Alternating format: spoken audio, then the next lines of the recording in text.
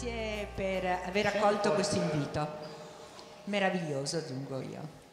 Allora, io ringrazio Matteo per aver accettato l'invito. La serata sarà modulata da Elio. E abbiamo il nostro Max al sax e al clarinetto, il nostro maestro, e adesso inizieremo la serata con la nostra cantante lirica Cosetta Tosetti. Prego.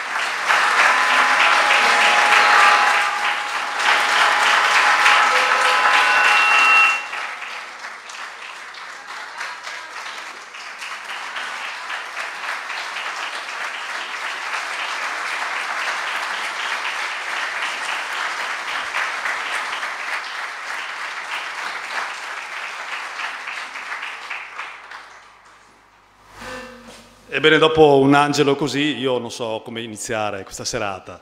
Comunque, buonasera a tutti e benvenuti così numerosi, bellissimo. Allora, questo incontro che oltre di incontro conoscitivo è anche un incontro, io direi, di vita. Come è nato questo incontro? Allora, un giorno, tramite l'amica Sofia, mi chiama Rosanna Trevisan e mi dice: Elio, devi darmi assolutamente il numero di Matteo Gazzolo, io devo contattarlo. Ma dico, ma perché? Sai che io ho la possibilità di avere questo suo recapito perché è stato ospite graditissimo, è venuto un grande piacere di avere Matteo Gazzolo ospite alle trasmissioni che facciamo con Corrado a Radio Gama 5. E dice sì, è importante perché io ho visto i suoi video, lui parla di queste cose in modo meraviglioso, parla di questo contenuto della vita che continua con l'esperienza importante che ha avuto di premorte, e poi collegato tutto il suo, come dire, trasmettere in modo bellissimo i concetti anche importanti come il concetto della reincarnazione, del karma. E dico, ma guarda che Matteo Gazzolo vive in Sardegna. Dico, farlo venire qui per una serata mi pare una cosa abbastanza così impegnativa anche dal punto di vista economico. Dico, ma tu non sai che la forza dell'amore può fare le cose impossibili? E allora la forza dell'amore, io ho un'associazione.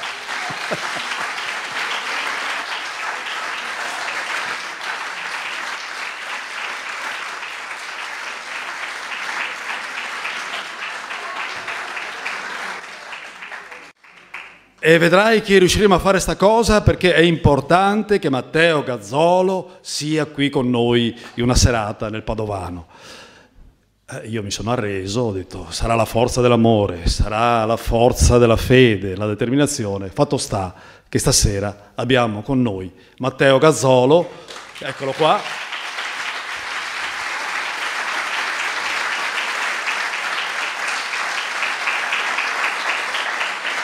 E l'applauso a Rosanna glielo rifacciamo perché in effetti è i suoi collaboratori che hanno fatto questa realtà.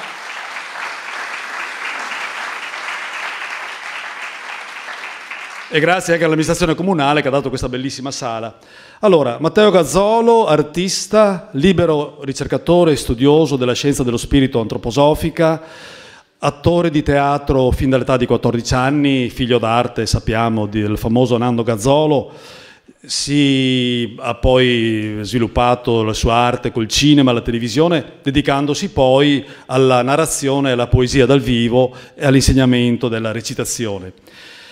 Egli ha vissuto da giovane un'importante esperienza, un'esperienza di premorte che praticamente ha cambiato radicalmente la sua vita e che poi lui parlerà compiutamente di questo. La cosa chiaramente lo ha portato a un impulso potente di ricerca per capire realmente il significato dell'esperienza che ha avuto e soprattutto avere delle risposte esaustive. Quindi ha cominciato una ricerca veramente grandissima con vari guru, maestri, approcci spirituali di vario tipo e fin tanto che ha trovato con dei libri regalati da amici la scienza dello spirito, la conoscenza spirituale portata dal poderoso sistema di conoscenza portato da Rudolf Steiner e finalmente ha trovato, diciamo, quelle risposte, quelle centrali e soddisfacenti che davano sia la spiegazione di quello che gli è successo, sia anche riuscire a capire profondamente questi aspetti della reincarnazione del karma. E quindi ha sperimentato nella sua vita questo aspetto della vita continua e quindi anche dopo il distacco totale dal mondo ha proprio vissuto profondamente l'aspetto che però noi portiamo purtroppo attenzione solo all'aspetto del post mortem, un po' condizionati da quello che è l'approccio religioso dominante, ma è importantissimo dare attenzione anche a quella che è la prenascita. Non diamo mai attenzione a questo e quindi è bello il concetto che io ho sentito in qualche conferenza, oltre all'immortalità, non certo quella transumana che Dio ce ne guardi, ma quello dell'innatalità. E allora la vita continua, appunto, l'incontro è il titolo di questa sera, è anche il titolo di un libro bellissimo che lui ha scritto, dove con bellissimi racconti immagina, secondo me in modo ispirato, come artista veramente ispirato, vite di tante biografie che ci svelano importanti dinamiche della reincarnazione e del karma, dinamiche che sottendono continuamente la continuità del nostro vivere nel mondo sensibile, qui ed ora, e nel mondo sovrasensibile. Vita continua, reincarnazione, karma, concetti difficili da affrontare, soprattutto per chi non li ha mai frequentati, non ha mai sentito parlare, e in effetti non sono cose che si possono, come dire, cercare di fare convinzione a chi non li conosce, non si può cercare di convincerli, sono piuttosto frutto di una conquista personale, una conquista che viene fatta attraverso un lavoro personale, però questa conquista può essere aiutata, favorita nell'incontro con persone, appunto come Matteo Gazzolo, che hanno avuto proprio l'esperienza della continuità della vita e della coscienza, nonostante clinicamente fosse dichiarato praticamente come morto, insomma. Allora, diciamo che questa sera abbiamo, come dicevo, l'opportunità di partecipare in modo vivente a questi processi, di partecipare poi, oltre che con il sistema concettuale, anche veramente con il sentimento, perché grazie, secondo me, al gran talento comunicativo e narrativo di Matteo Gazzolo, che ha il gran pregio di farci partecipare ai profondi e impegnativi contenuti e concetti spirituali che ci porta, oltre che in profondità, con armonia e, cosa rara, con preziosa semplicità. Io vorrei leggere e chiudere questa presentazione con un brano del tuo libro, l'epilogo del tuo libro, che dice così, poi tra le pagine finali, dice: ora vi chiedo, credete davvero che gli eventi dolorosi che accadono sulla terra possono più farmi una qualche paura? La censura, l'odio, l'invidia, l'antipatia, l'egoismo, l'indifferenza, la violenza, il sopruso, l'abuso che vedo riversarsi contro tutti i viventi ogni giorno? Bene, tutte queste cose ora so che vivendo più vite le ho costruite io stesso e so che io stesso, con il mio afflato del cuore, posso scioglierle. E allora direi che questa sera l'augurio è quello di un bellissimo viaggio conoscitivo esperienziale nella vita continua. Buona, felice vita continua a tutti.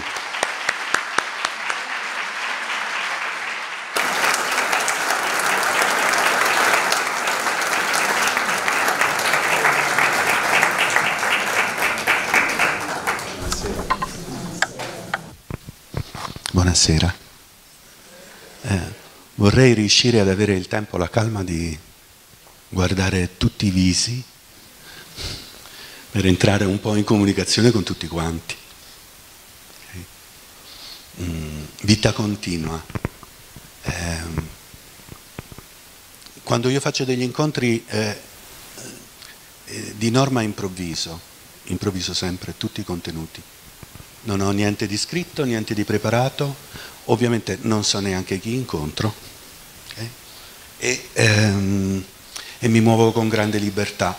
Vi prego se, vedete, io tendenzialmente mi avvicino perché per vedervi meglio. Vi prego se mentre io sto parlando vi viene un'idea, una domanda, un'osservazione, non perdete tempo, interrompetemi e interrompetemi volentieri, perché non è tanto importante quello che dico io questa sera, ma è molto più importante quello che dite voi questa sera. Ci sono le vostre domande, i vostri dubbi, le vostre riflessioni, le vostre impressioni che contano, perché poi voi tornate a casa non con quello che ho detto io, ma con quello che ci siamo scambiati gli uni con gli altri, no? Se no diventa una conferenza, la conferenza di un tizio che sta lì e fa bla bla bla bla bla e passa un'ora e dopo un'ora io non lo so se sono più attento a quello che sta dicendo, poi magari passa un'ora e mezzo, poi magari passano 2 ore. Con Elio facciamo le puntate, no? su Radio Gamma 5, l'ultima puntata con Maria credo 3 ore. Okay. Perché 3 ore? Perché Elio ci interrompe. Elio ci interrompe e dice: scusa, aspetta, non ho capito bene, spiegami questa cosa. Ok? E allora funziona. Cioè, entra quell'elemento vivo, umano, che altrimenti non può essere messo in gioco. No? Allora, intanto vi racconto un po' la genesi di questo libro e parlo un po' di me, perché magari non tutti mi conoscono e quindi è giusto comunque introdurre l'argomento. Poi vediamo cosa riusciamo appunto a scambiarci. Io ho scritto questo libro che si chiama La vita continua durante il lockdown. Ho scritto il libro che si chiama La vita continua durante il lockdown perché per la prima volta nella mia vita mi sono reso conto, e non lo sapevo, di essere circondato da un'intera nazione che ha tremendamente paura di morire. Molto semplice. Mi sono reso conto che la visione che si ha della morte è tremenda, tremenda, che può portare a qualunque cosa, qualunque irrazionalità. Una risposta può essere estremamente logica, un'altra risposta può essere estremamente irrazionale, ma è sempre condizionata dalla paura della morte. Non c'è differenza in questo tra una risposta molto logica e una risposta del tutto irrazionale. Provengono dalla stessa fonte, la paura della morte. E io sono cristiano? Posso dire sì, sono cristiano, non amo molto le definizioni, anzi mi stanno molto sulle scatole le definizioni, però genericamente posso dire sì, sono cristiano. E questo Cristo, che è questa divinità che si è incarnata e poi è morta sulla croce e dopo è risorta e ci ha mostrato che la morte è un passaggio. e che a seconda dell'evoluzione individuale questo passaggio si vive in una maniera diversa. Certo, Gesù Cristo dice, erano un po' avanti rispetto alla media, sì, era un po' avanti rispetto alla media, quindi è tornato subito, si è fatto vedere subito. Difatti è bello nei Vangeli, no? I suoi, a parte Maria Maddalena, che è una figura straordinariamente bella, forse la figura più bella alla quale io sono più legato dei Vangeli, perché Maddalena lo riconosce subito. E come lo riconosce? Lui le dice il suo nome. Lei sente se stessa, rientra in se stessa, conosce se stessa, il famoso conosci te stesso dei misteri, no? E come questa cosa avviene, i suoi occhi si aprono e lo riconosce, dice Rabbi. E lui dice aspetta un attimo, non mi toccare ancora, perché c'è questo processo di andare e venire dal piano terreno al piano spirituale, che non sono separati, però noi viviamo in un dualismo che ce li fa pensare separati. È un processo molto complicato, che non è così. Sono vivo, sono morto. Oppure non ci sono, pum, sono nato. C'è tutta una gradualità, e la scienza dello spirito spiega tantissimi dettagli di questo processo. Io già metto elementi e poi uno potrebbe dire aspetta, sì, spiegami che vuol dire quella cosa, fermatemi, ok? Però racconto appunto, quindi mi sono reso conto di essere in un contesto sociale, una nazione, ma forse anche in un continente, o forse l'intero Occidente, possiamo estendere ancora di più, dove questa figura di Gesù Cristo mica è sconosciuta. La conoscono tutti, fin da piccolissimi, sanno tutto di quello che è successo, sanno i miracoli, poi si presenta un evento eccezionale, una malattia, e improvvisamente l'Occidente perde la brocca, completamente, vanno tutti fuori di testa. Ripeto, sia la risposta logica che quella irrazionale sono identiche nel senso della genesi, cioè provengono entrambe dalla paura della morte. In questo senso sono identiche le risposte, cioè hanno una genesi identica.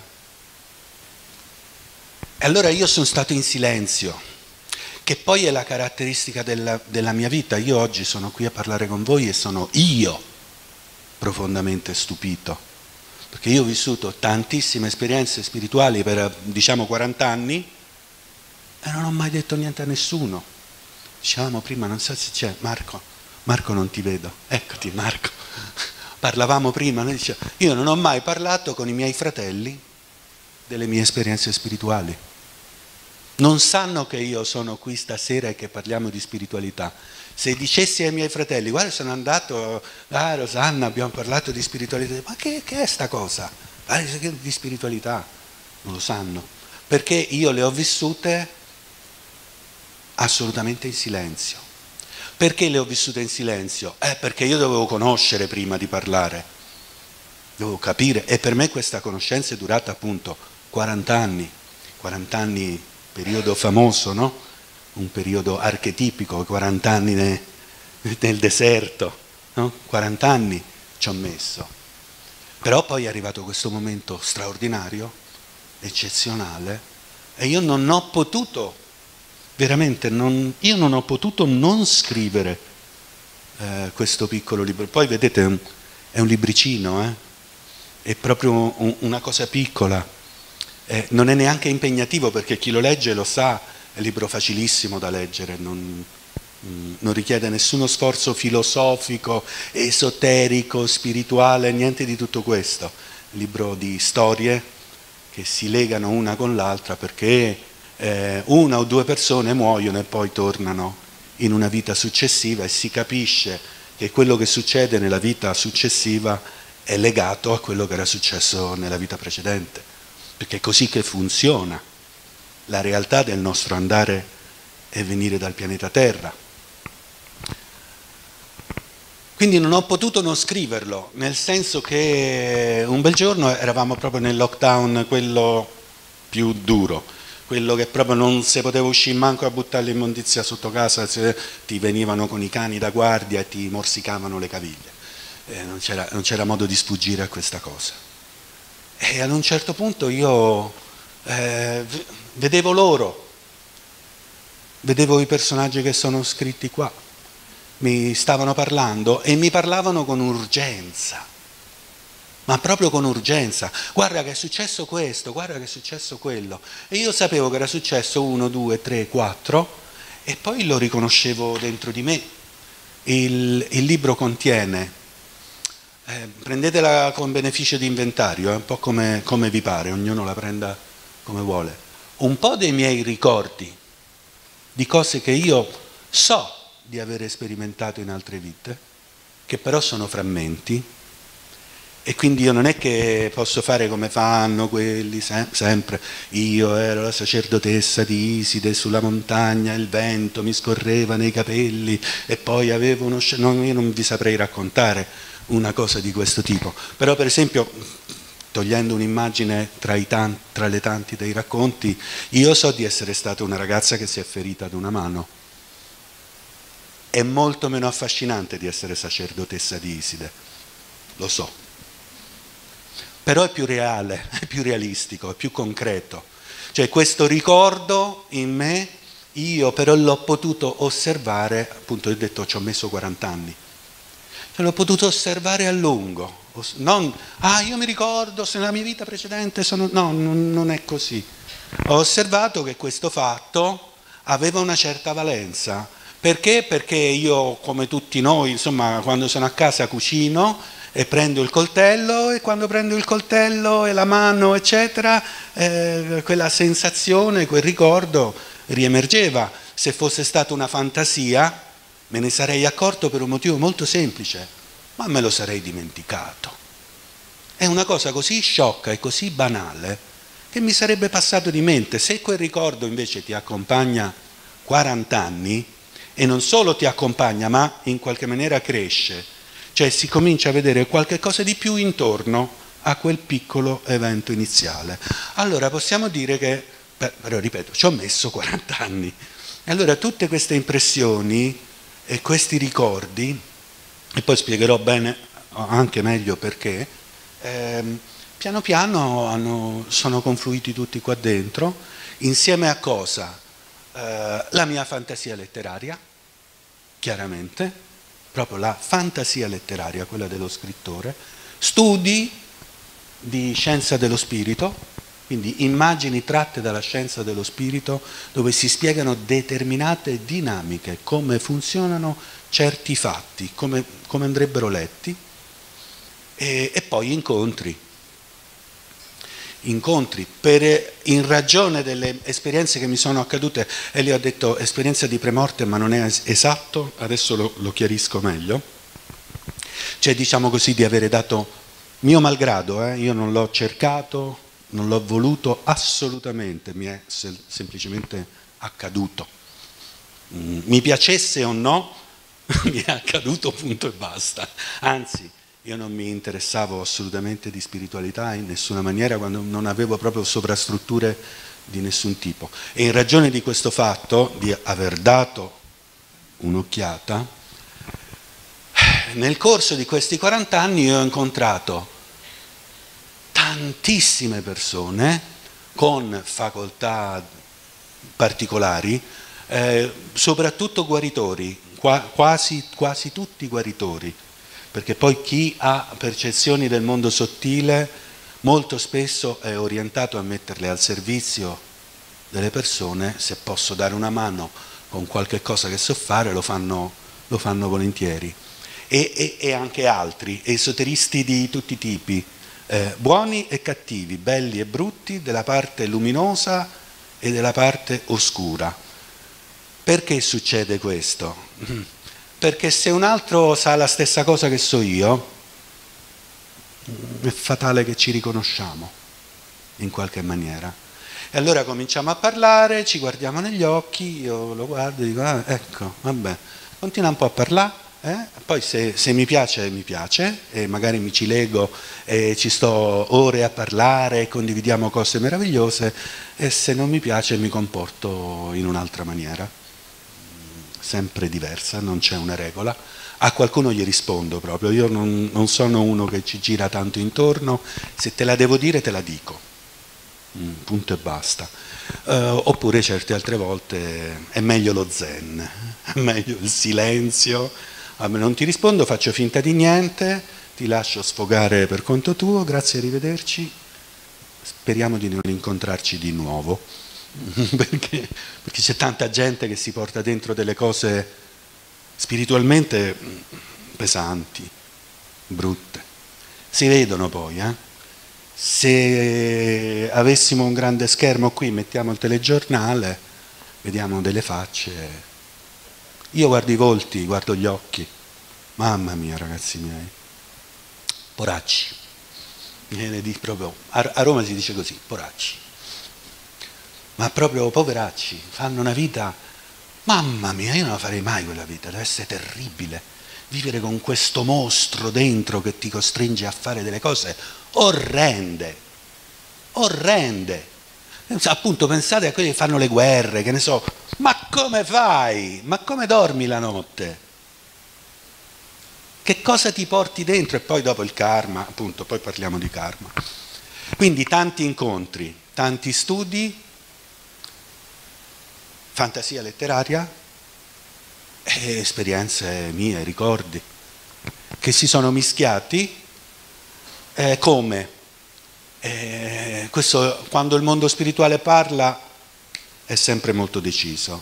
Non ci sono i nomi dei personaggi, non ci sono i nomi dei luoghi, non è descritto in che tempo si svolge la storia, e questo è fatto con una ragione precisa che io so mi è stata esplicitamente dettata. Ognuno deve essere libero, leggendo queste storie, di prendere quello che vuole.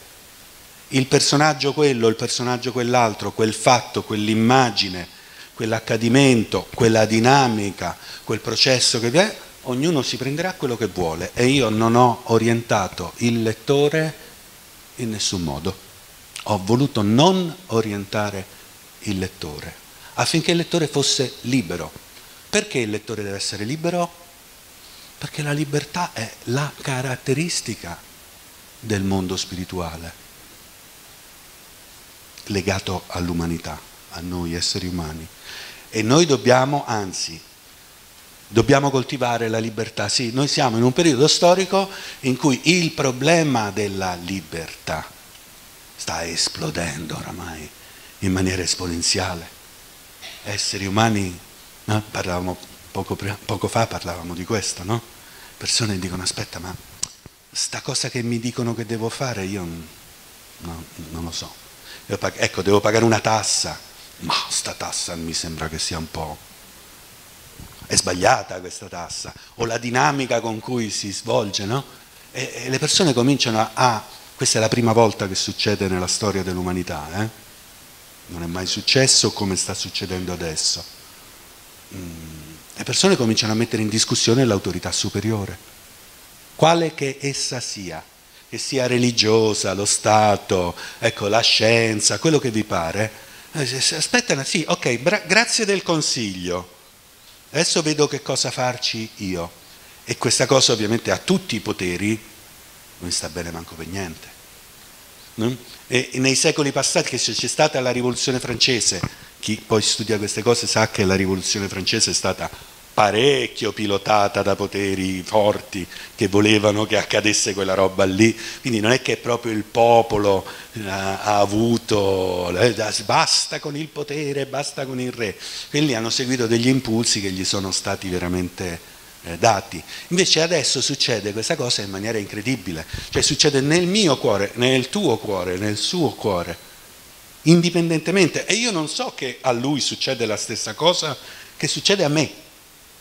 Poi magari un giorno ci incontriamo, ci mettiamo a parlare e dici: oh cavolo, ma pure tu pensi, come abbiamo fatto poco fa io e te proprio, no? Ma pure tu la pensi così? E non lo sapevamo. Cioè a livello individuale non sono più le masse, è proprio un fatto personale, individuale. E questo è tremendo per il potere. Perché se una massa, cioè se noi fossimo in questo momento un partito politico, no, tutti con la coccarda del partito politico, possono, che ne so, mettere fuori legge questo partito politico, finita, basta, non abbiamo più. Però come fanno a prenderci uno per uno invece, così?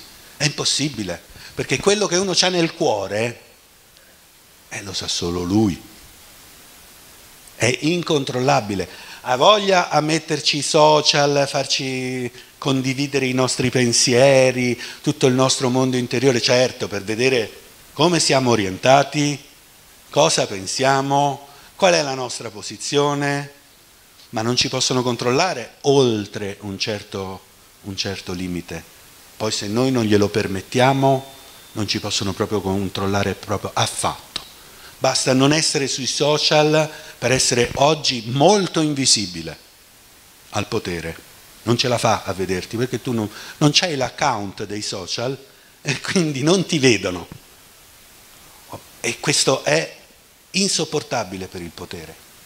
Però devo continuare ad arrivare alla genesi di questo libro. Quindi mi sono reso conto di questa paura della morte, ho raccolto le mie esperienze, gli incontri, le conoscenze, le ho fatte diventare dei racconti e poi questo libro stava nel cassetto a casa mia. Io non sono uno scrittore, non ho mai scritto un libro e improvvisamente, come direbbe Rosanna, la forza dell'amore fa funzionare le cose. Io così avevo anche ho spedito il mio manoscritto a degli editori che ovviamente non mi hanno mai risposto, assolutamente. Però questo libro evidentemente doveva uscire, quindi un bel giorno mi arriva un messaggio di un editore che dice: ma vorrei parlare con te. E va bene, parliamo. E in quella telefonata, lui viene a sapere che io ho scritto un libro, perché non lo sapeva.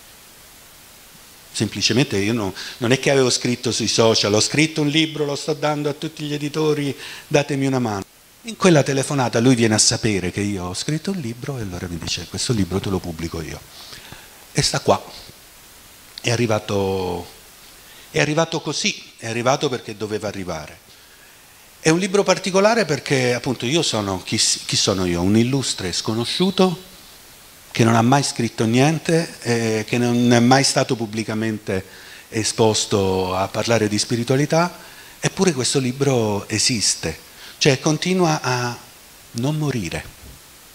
E il mio editore mi telefona più o meno una volta al mese e mi dice: non è possibile, è passato un anno, stai ancora vendendo delle copie, me le chiedono qui, me le chiedono là, e dico: va bene, lascialo fare. Ovviamente io non ho un grande interesse economico in questa cosa perché il mio editore, come tutti gli editori, insomma, fa il lavoro suo scaltro, mi ha fatto firmare un contratto che lasciamo perdere, non ve lo racconto, perché tu pubblichi il testo di un esordiente, ti aspetti che vabbè dai, lo darà a parenti e amici, più o meno, no? E io pure ho detto vabbè, vediamo che succede. Invece questo libro piano piano ha continuato a esistere. Vive di vita propria, non so perché, non vive su grandi numeri, ma vive su piccoli numeri che però ci sono sempre. Un pezzettino piccolo, ma sempre. E il mio editore dice: non è possibile questa cosa. Non succede mai questa cosa. Cioè o uno fa un successo editoriale, un caso, e esplode, oppure appunto fatte quelle 500 copie, 300 anche, forse anche 150, appunto, che hai dato a parenti, amici, hai fatto 4 presentazioni, ne hai vendute un po' di copie e poi i libri finiscono. Per questo gli editori pubblicano, escono, credo 5.000 titoli al mese in Italia. Perché? Per questo motivo. Gli editori devono pubblicare, perché tanto ne vendono 50, 100 copie e poi finisce. E quindi se io voglio vivere come editore devo pubblicare tantissimo. molto semplice. Infatti poi fanno le riedizioni, vedete che ci sono edizioni dello stesso autore che vanno in 10 editori diversi, cambiano la copertina, cambiano il prezzo e tu trovi lo stesso autore con lo stesso titolo editato da tanti editori diversi, soprattutto gli autori non più viventi. Per esempio Steiner è pubblicato da tantissimi editori oramai, chiaramente, perché se in quel momento va un po' una cosa di Steiner, ecco c'è una reincarnazione e karma, che c'è un titolo, mettiamo un titolo di Steiner, reincarnazione e karma, magari 20 copie le vendono, più o meno funziona così. Invece questo libro vive di vita propria, appunto vive di vita continua, letteralmente, e io non c'entro niente, cioè io non alzo un dito, non faccio nulla perché ciò accade. Perché questo accade? Accade perché questo libro se ne va in giro e poi mi scrivono le persone, e mi scrivono tanto, che stanno affrontando il problema della morte. È molto semplice. E che stanno cercando un modo per leggere questa esperienza, che ci riguarda tutti quanti, e che non sappiamo più come leggere, perché le cose che ci dicono genericamente non ci bastano più. Quello che dice la scienza è incomprensibile. Incomprensibile. Io ci ho provato a capire la definizione scientifica di morte. Non si capisce un H. Veramente. Non si capisce quando uno è morto e quando non è morto. Magari dopo un po' lo capiscono. Per esempio, l'espianto degli organi viene fatto quando si dichiara la morte cerebrale. Ma quel corpo è ancora vivo o è morto?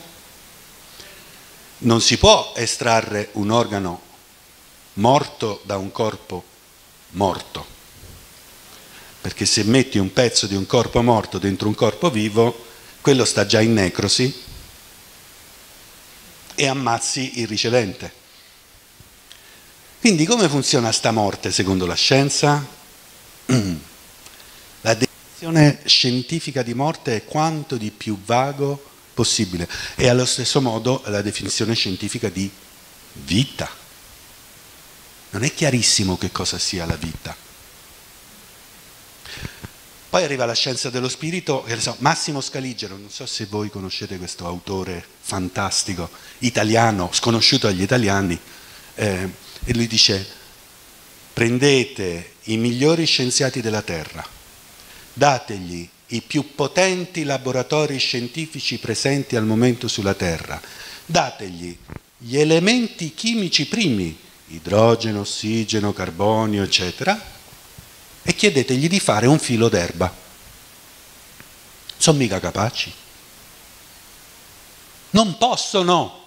Possono prendere un filo d'erba che ha già il vivente, l'elemento vivente dentro di sé, e a quel punto lo possono trasformare in 7000 modi diversi. Partono da un filo d'erba e ti fanno una pianta blu gigantesca, te lo fanno che gira a spirali, te lo fanno in tutte le salse. Ma dategli gli elementi chimici primi e loro non ci possono mettere l'elemento vivente, quello che in scienza dello spirito si chiama corpo eterico o corpo vitale. Racconto questa cosa perché questa è connessa ovviamente con la mia esperienza diretta. La mia esperienza è abbastanza semplice, anche se in realtà è complicata. Come ho detto prima, io non mi interessavo di spiritualità proprio, ma zero è già tanto. Cioè, a me interessava la mia motocicletta, avevo un Moto Morini che per me era la cosa più importante del mondo, assieme alla mia chitarra Eco a 12 corde, ai Pink Floyd e ai Genesis, e lo confesso apertamente anche le ragazze. Mi interessavano assai. Assieme alla chitarra, ai Genesis, i Pink Floyd e il mio Moto Morini, che per me era un mondo intero, era il mio mondo proprio. E il mio mondo, ero un ragazzo, avevo poco più di 20 anni, più o meno finiva lì. Già stavo lavorando come attore, già stavo facendo una serie di cose, ero ben orientato a fare un certo tipo di vita, di carriera, e non c'erano grossi problemi. Non mi ero fatto tante domande io, ho un po' seguito quello che facevano tutti gli altri ragazzi del mio tempo. Non si parlava allora di spiritualità, mica tanto, vero? Non se ne parlava granché, non era un tema popolare. Sì, magari c'erano i Beatles, erano stati in India a meditare, ma nessuno capiva manco che vuol dire meditare. Ancora oggi non si capisce molto bene, però allora però sembrava strano sta cosa col sitar, si mettevano lì, chiudevano gli occhi, respiravano, ma che è sta roba? Non si capiva bene. Per me la spiritualità era così. Sì,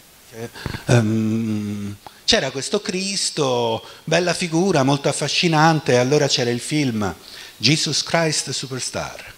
Più o meno la mia relazione era questa, stavo lì, Quindi pensate quanto potevo essere influenzato da, che ne so, immaginazioni o proiezioni della spiritualità. E un giorno qualunque, in un momento qualunque della mia vita, in particolare io stavo uscendo dalla doccia, mi stavo mettendo l'accappatoio. Ed è un accappatoio che non ho potuto indossare ovviamente, perché io ricordo semplicemente di aver infilato una mano nella manica e in quel momento si è spento tutto. Cioè la realtà esterna per me semplicemente non c'era più. Ero totalmente incosciente alla realtà esterna.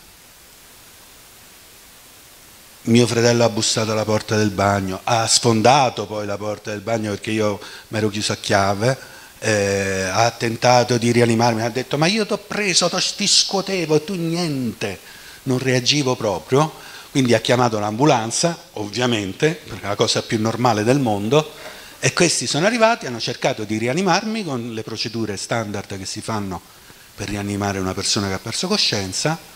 Non mi sono svegliato e quindi mi hanno portato in ospedale e mi hanno portato in un reparto di terapia intensiva di un ospedale romano. E lì comincia la storia importante, perché tu vai in un reparto di terapia intensiva, non è che stai in pronto soccorso su una barella ad aspettare che ti svegli. Non è la stessa cosa ovviamente. Avevano visto che la cosa era un po' più seria. Non è che avevo un attimo perso conoscenza e tecnicamente ero in coma, per questo non è proprio un'esperienza di pre-morte, tecnicamente ero in coma e quindi mi hanno messo gli elettrodi sulla testa, hanno verificato qual era l'attività cerebrale, insomma hanno fatto le procedure che poi credo siano standard per quando viene ricoverata una persona in un reparto di terapia intensiva. Okay? Più o meno un giorno e mezzo dopo io mi sono svegliato in questo reparto di terapia intensiva e quando mi sono svegliato il medico giustamente è venuto subito, cioè, guardi lei in questo reparto di terapia intensiva ha perso conoscenza e io istintivamente ho detto guardi no, io non ho perso conoscenza e questa è stata la reazione del medico, proprio quella, cioè si è proprio messo a ridere davanti a me. Ma dai, ma che stai, cioè eri monitorato. Cosa mostrava il tracciato? Le funzioni vegetative. E basta. Quindi il medico, giustamente, dal suo punto di vista, scienza materialista, non c'è la coscienza in questo momento. Non c'è l'attività elettrica. A noi cosa viene spiegato? Che la nostra coscienza è il cervello. Sono le sinapsi. Cioè quella correntina elettrica che schiocca. Quella è la nostra coscienza. E quindi giustamente lui non vedeva questa corrente elettrica e si è messa a ridere quando gli ho detto no, non ho perso coscienza. E siccome si è messa a ridere poi ha cambiato espressione di improvviso, chiedendomi lei si droga, lei ha avuto problemi psicologici, ha avuto traumi in famiglia, una serie di domande molto serie. Che mi hanno ovviamente spaventato subito, perché ho detto, devo avere detto qualche cosa di strano. io ho detto no, non c'è niente di tutto questo, anzi, fatemi sapere voi, siamo qui, sono in ospedale, ditemi voi che cosa è successo. Poi ripeto, io di spiritualità non sapevo niente, per cui figuriamoci. E quindi mi hanno fatto le analisi. E questa è l'altra parte importante, molto importante della mia storia. Perché io ho visto un sacco di roba dall'altra parte. Ma non c'erano quelle sostanze che oggi dicono, vabbè, ma c'è la DMT. Le sostanze che ti danno le allucinazioni, no? Il corpo sotto stress produce questi ormoni, queste cose, che certo che ci hai avuto le allucinazioni. E invece non c'era niente nel mio sangue. Mi ricordo che mi toglievano il sangue 3 volte al giorno, per 15 giorni mi hanno tolto sangue, altro che Dracula proprio. Andavano proprio tranquilli, giustamente, in quel tipo di reparto, non è che avessero questo tipo di... per loro chiaramente abitudinale monitorare i pazienti, sacrosanto, giusto, sano, buono. Ma nel mio sangue non c'era niente. Nel mio sistema nervoso, che hanno monitorato più volte mettendomi elettrodi sulla testa lungo il corpo, ne ho fatte di analisi incredibili, ho fatto, che non sapevo nemmeno che esistessero, con elettrodi da tutte le parti, prove di sforzo sulla ciclette, ma veramente me ne hanno fatte di tutti, e tutte le volte dicevo, ma è tutto a posto qua. Il cervello sta bene, il sistema nervoso sta bene, fegato, cuore, polmoni, tutto a posto, reni, tutto a posto. Io ero sano come un pesce e nel mio sangue non c'era niente. Qualcuno, mi è successo tante volte, te facevi le canne, dai, te facevi troppe canne. A Roma subito viene fuori questa cosa. E no, porca miseria, se anche ammesso che fosse, avrebbero trovato subito, dice, oh, tu te fai troppe canne, a scemo, certo che sei stato male. Invece nel mio sangue non c'era niente, era proprio quello di un neonato, di un bambino proprio. Quindi io stavo benissimo, il mio sangue era pulito, il sistema nervoso funzionava tutto, cervello, cuore, polmoni, non c'era niente, e il medico era incerto. Cioè non poteva farmi una diagnosi, questo è il punto.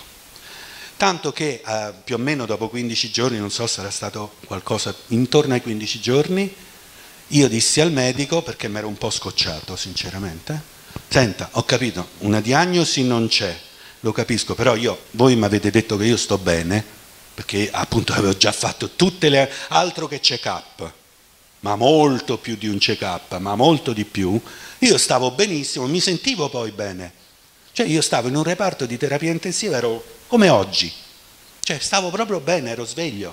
Ero intorno a me, purtroppo avevo tutte persone attaccate alle macchine, sofferenti, non era neanche tanto piacevole stare lì dentro, e quindi io dissi, senta, se io non c'ho niente, sono sano, firmo e fatemi uscire perché basta così, non lo voglio sapere, grazie. E quindi il medico disse, e questo per me è chiarissimo come ricordo, una diagnosi fittizia al suo assistente, vabbè allora scrivi che ci ha avuto questo, quello, quell'altro, così giustificava il fatto che io ero stato ricoverato 15 giorni in terapia intensiva e io sono uscito dall'ospedale. E lì è cominciato il vero problema. Che cosa mi era successo? Il medico non me lo sapeva dire. Questo mi era chiarissimo. Il mio corpo non c'aveva niente. Pure questo mi era chiarissimo. Eppure qualcosa era successo. Io ricordo le esperienze che ho vissuto ancora oggi come se fossero accadute ieri. Ricordo proprio i dettagli, le sensazioni, so tutto di quello che è successo. Qualche cosa che è nella mia memoria al di là di quello che è la memoria convenzionale che abbiamo tutti noi. E quindi che cosa ho fatto? Ho cominciato prima a chiedere agli esperti, i tecnici, quelli che vanno tanto di moda oggi. Quindi è il neurologo, lo psichiatra, lo psicoanalista anche. Sono andato anche dallo psicanalista a chiedere se io non avessi qualche rotella fuori posto. Perché no?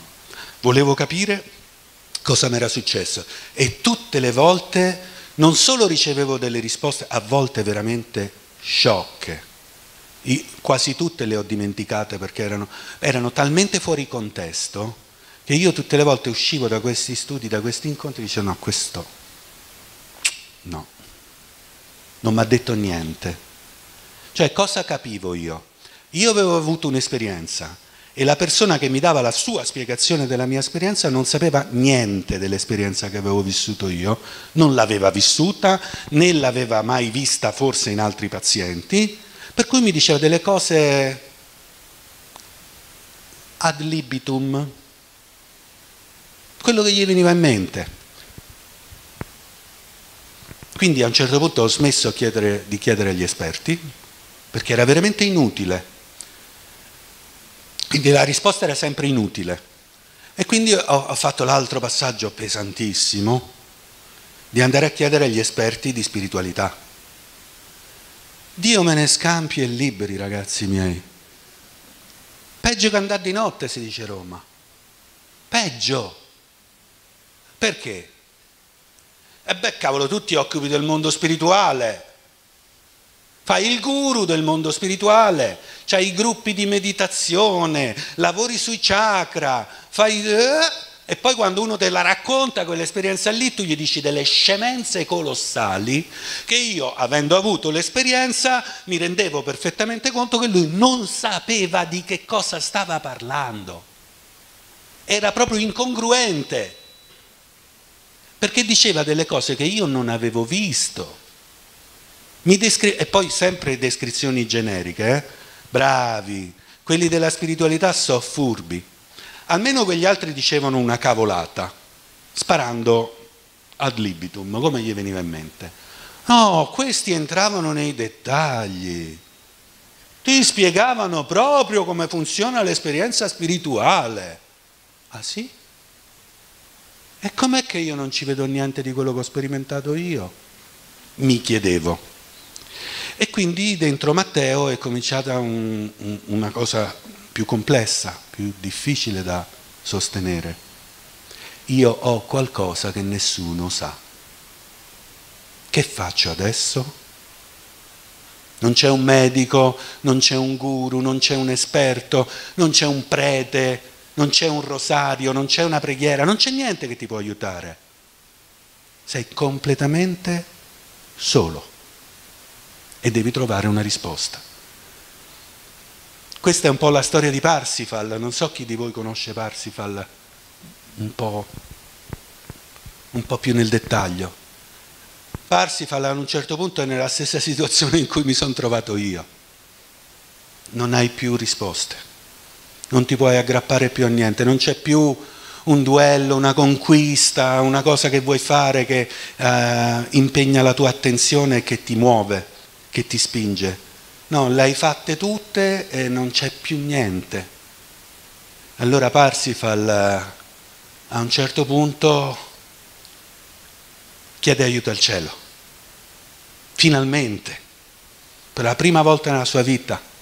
E giustamente subito incontra Trevisan e gli dice allora guarda, le cose funzionano più o meno così così, devi andare al castello del Graal, devi fare questo, questo e quest'altro, ti devi interessare di queste cose, gli dà le istruzioni. E da quel momento Parsifal, la sua vita cambia, appunto, ritrova il castello del Graal, e quando ritrova il castello del Graal tutto l'intero mondo si riordina completamente. Per me questa cosa è avvenuta ad un certo punto perché io ero veramente, come si dice, solo nel deserto. Non so raccontarvi questa solitudine, perché non c'è mamma, non c'è papà, non c'è niente, non c'è amico, nessuno può darti una mano, nessuno può darti un sostegno, devi fare da te. E appunto il cielo ha fatto così. 2 persone che conoscevo, senza conoscersi tra loro, nella stessa settimana mi mettono in mano 2 libri di Rudolf Steiner, Teosofia e la scienza occulta nelle sue linee generali e la mia vita cambia. Totalmente. Perché mentre leggo, porca miseria, dico. Ecco cosa ho sperimentato. Ecco. Il Signore che scrive. Io non sapevo chi fosse Steiner, proprio per me era. Se mi dicevi Fra Martino Campanaro era uguale, proprio non sapevo niente di Steiner. Però leggevo queste cose, dice, ah, allora questo, quello, lì, colà, funziona qui, funziona là. E piano piano cominciavo a leggere la mia esperienza tra le righe di quello che scrive Steiner. Perché Steiner va sempre letto tra le righe, in realtà. Per molti non è così di facile accesso, perché la facoltà immaginativa nel leggere Steiner va messa in moto, altrimenti non capisci che cosa stai leggendo, perché non è un fatto soltanto razionale, ci vuole un atteggiamento, diciamo così, creativo o artistico forse, per capirlo in qualche maniera, altrimenti rimane un filosofo complicato, le cui parole mi sfuggono sempre, perché i ragionamenti sono lunghissimi, articolati e non riesco mai ad arrivare al punto. Invece io, mentre leggevo una cosa di spiritualità complicatissima, ovviamente complicatissima anche per me, io non avevo gli strumenti intellettuali per leggere sta roba allora, assolutamente, ma sapevo che lui sapeva molto meglio di me che cosa avevo vissuto. E siccome io ero certo di questo, perché era, non so come dire, era proprio evidente, non è che dovevo, ma fammi vedere se è vero, no, proprio lo descriveva in maniera proprio sfacciatamente attinente. E allora ho cominciato a fare una cosa un po' strana, voglio sapere come funziona. E io, allora non c'era internet, non c'era niente, quindi non si poteva andare su Google e scrivere Steiner, come si farebbe oggi, che chiaramente ci porta fuori strada, perché non è il modo migliore per conoscere questa cosa. Io facevo un'altra cosa, andavo in libreria, compravo il libro, siccome l'editrice antroposofica aveva un'abitudine, non so se ce l'ha ancora adesso, ti metteva come segnalibro dentro il libro tutti i libri che erano in edizione in quel momento, le nuove uscite, eccetera. E quindi tu avevi come segnalibro una roba che c'erano, che ne so, 50 titoli, non solo di Steiner, anche di altri argomenti sempre attinenti alla spiritualità. Io leggevo un libro, me lo mangiavo con calma per conto mio, poi c'era sta lista, dicevo questi sono editi in questo momento, che ne so, mi interessa la reincarnazione, trovavo un libro sulla reincarnazione e dicevo questo qui, e andavo avanti così. E sono passati 40 anni, così. Io ho fatto veramente il percorso del libero ricercatore. Non ho frequentato gli antroposofi, non ho frequentato le scuole antroposofiche, se non ultimamente, negli ultimissimi anni, adesso, insomma, diciamo, gli ultimi 10 anni della mia vita, forse, molto recentemente. Anche se poi ad un certo punto è venuto fuori internet, quindi sono emersi anche gli antroposofi, e ho cominciato a leggere che scrivono sti antroposofi che seguono Steiner, e ovviamente pure lì alcuni sono vivi e altri sono morti. Infatti uno mi dice, ma tu sei antroposofo? Non lo so se mi piace questa definizione a me, perché ci sono anche gli antroposofi morti, tanti, che sono solo intelletto, solo testa. Loro ti parlano di filosofia per 3 ore e tu non capisci una mazza di niente, proprio manco se crepi, perché fanno dei ragionamenti complicati, bellissimi magari per chi segue il filo, fantastici, ma è l'esperienza diretta? È il mondo reale? Dove sta? Non si sa. E la cosa interessante è che, ecco, per ritornare al lockdown e alla vita continua, è che io poi ho cominciato a seguire una serie di voci, posso citare qualcuno molto volentieri perché sono persone di cui ho grandissima stima, Maria Grazia Albanese che tu hai conosciuto, Piero Cammerinesi, Andrea Franco, Mario Iannarelli, sono tante le voci antroposofiche interessanti, molto vivaci, molto vive, piene di conoscenza viva. E quando è scoppiato questo patatrack del lockdown, la cosa che mi ha sorpreso è che io seguivo tutte queste voci interessanti e tutti la pensavano come la pensavo io. Naturalmente. Tutti quegli antroposofi che io, no, questo non mi piace tanto, stavano tutti dall'altra parte. Per caso. Ovviamente il caso non esiste.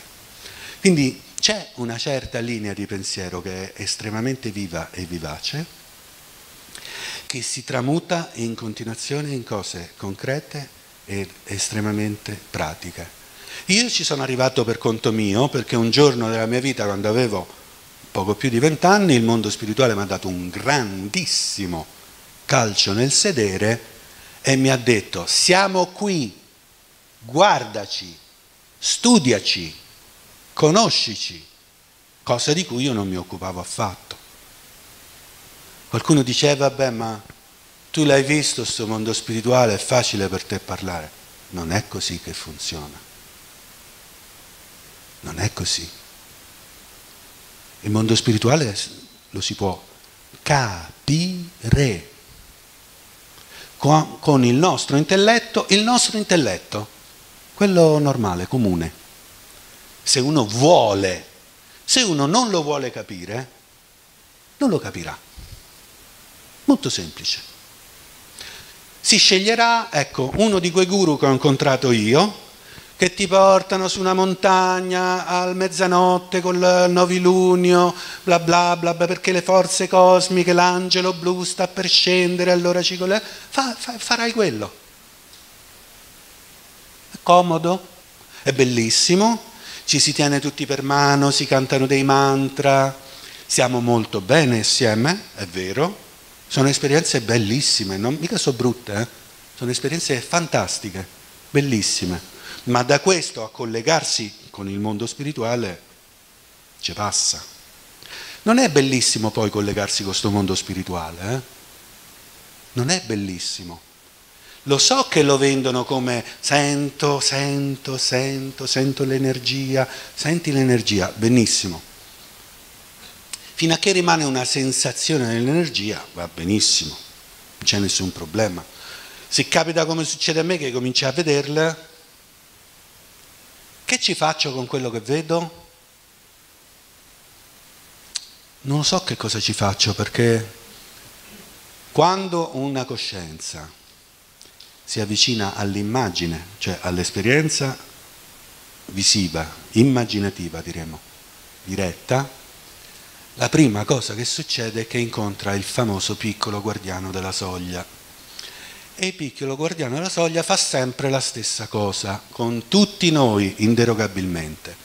Io sto leggendo adesso, rileggendo Michael Ende, La storia infinita. Ritrovate questi elementi in questo meraviglioso libro di spiritualità, perché è un libro di pura spiritualità. Quindi cosa fa il piccolo guardiano della soglia? Ti mette davanti un bello specchio. E tu vedi te stesso. Cosa vedi? Vedi, che ne so, un essere meraviglioso che ti dice cose fantastiche, una parte di te, sicuramente, bellissima, che ti dice cose fantastiche. Qualcun altro vede i mostri. Quanti ne vedono mostri oggi? Esperienza spirituale? Tantissimi. Gli alieni hanno fatto l'esperimento su di noi, ci hanno innestato il loro DNA, noi siamo un esperimento, siamo completamente dominati dagli arconti, siamo fottuti. Cavolo, quello è il mostro tuo, bello miciccio. Si chiama piccolo guardiano della soglia e tu stai vedendo una cosa che ti porti appresso dalle tue incarnazioni precedenti e che oggi, che sei più evoluto, sei più sensibile, quindi sei più in contatto col mondo spirituale, ti si presenta. La gran parte delle persone che hanno esperienze spirituali oggi se le sono costruite nelle vite precedenti. Siamo tutti appartenuti a oracoli, misteri, scuole, vie, dove abbiamo fatto una serie di passaggi. Quando in una vita si fanno una serie di passaggi, si costruiscono degli organi sottili, eterici appunto, che nella vita seguente sono belli presenti. Te li sei guadagnati e quindi ce l'hai. Si apre la visione, cioè il contatto. Però quando si apre il contatto non è che tu vedi gli angeli, è tutto bello, il mondo spirituale, tutte alette, e tutti sono buoni. Non è mica così. Quando io racconto, entro nel dettaglio di quello che è successo a me, molte persone mi dicono no, basta, non mi dire più. Non voglio sapere. Mica mi sono divertito io. Scagliato dall'altra parte dicevo, che cavolo mi è successo? Figuratevi, impreparatissimo, giovane, dove sono? Che è sta roba? Perché mi succede questo? Mica stavo lì a dire, ecco, vedo le vibrazioni cosmiche degli angeli, tutti i colori, che meraviglia questi colori. Anzi, ero molto preoccupato e per fortuna che l'ho vissuta così.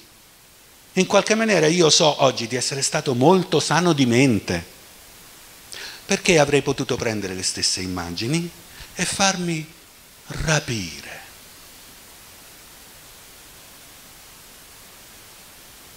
Allora poi sarei stato indotto a pensare questo, a pensare quello, a credere che è così, a credere che è colà, e il tuo destino è questo, il destino del mondo è quell'altro, come succede estremamente di frequente. Invece io volevo capire. Questo è l'atteggiamento che ad un certo punto appunto sviluppa di nuovo Parsifal. Che cavolo mi sta succedendo? Si chiede Parsifal. Ho fatto questo, ho fatto quello, ho fatto quell'altro, non funziona più niente, va tutto male. Io dicevo, guarda che casino che c'è davanti a me.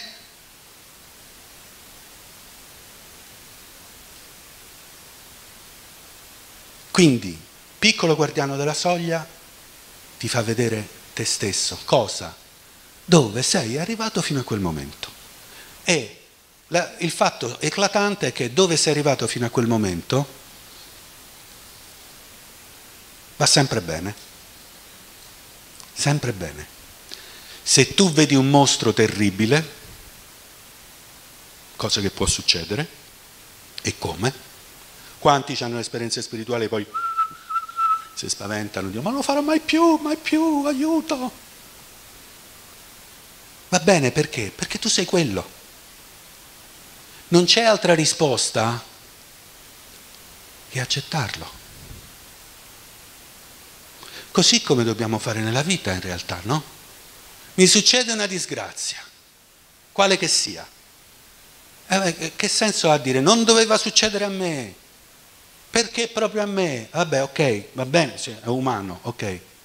Ma poi che ce fai con sta lamentela? Tanto il problema lo devi affrontare. E puoi fare due cose, o ti rendi passivo, ti lamenti e quindi perché proprio a me, quindi non c'è scampo, è finita la mia vita, oppure ti dai una mossa e cerchi di affrontarlo il problema. È sempre così nella vita ed è sempre così anche con il piccolo guardiano della soglia. Quando tu riconosci la tua realtà, no, il mondo spirituale mi ha detto che adesso perché noi, no. La tua realtà, quello sei tu. Quando tu lo riconosci e lo accetti con amore, ecco perché la forza dell'amore davvero muove tutto, che non è facile, perché nel 99% delle cose quello che vediamo non è proprio giusto, o potrebbe essere un sogno incantato, un'altra cosa che succede di frequente è che ci tiene fermi per anni. Anni e anni senza fare niente. Fratelli, canalizzazione tipo, fratelli non vi preoccupate, le vostre sofferenze sono state viste dal mondo spirituale, noi vegliamo su di voi e siamo con voi tutto il tempo, non dovete fare nulla. Dopodomani si aprirà un portale cosmico legato alle Pleiadi e voi sarete tutti salvati. Canalizzazione standard. Che sono 20 anni che io leggo queste canalizzazioni, e il portale cosmico non si è mai aperto, anche se la persona Dice, no, però è vero, guarda, no, martedì io però ho sentito qualcosa, no, io ho sentito qualcosa, ma la sua vita è uguale. L'affitto è sempre l'affitto, la sorella che gli rompe i coglioni è sempre la sorella che rompe i coglioni, il fratello che ha un problema, eccetera, eccetera, eccetera, eccetera, eccetera. I problemi sono uguali, identici. C'è un sogno che ti induce a stare bloccato, fermo, e a non fare niente, cioè a non evolvere.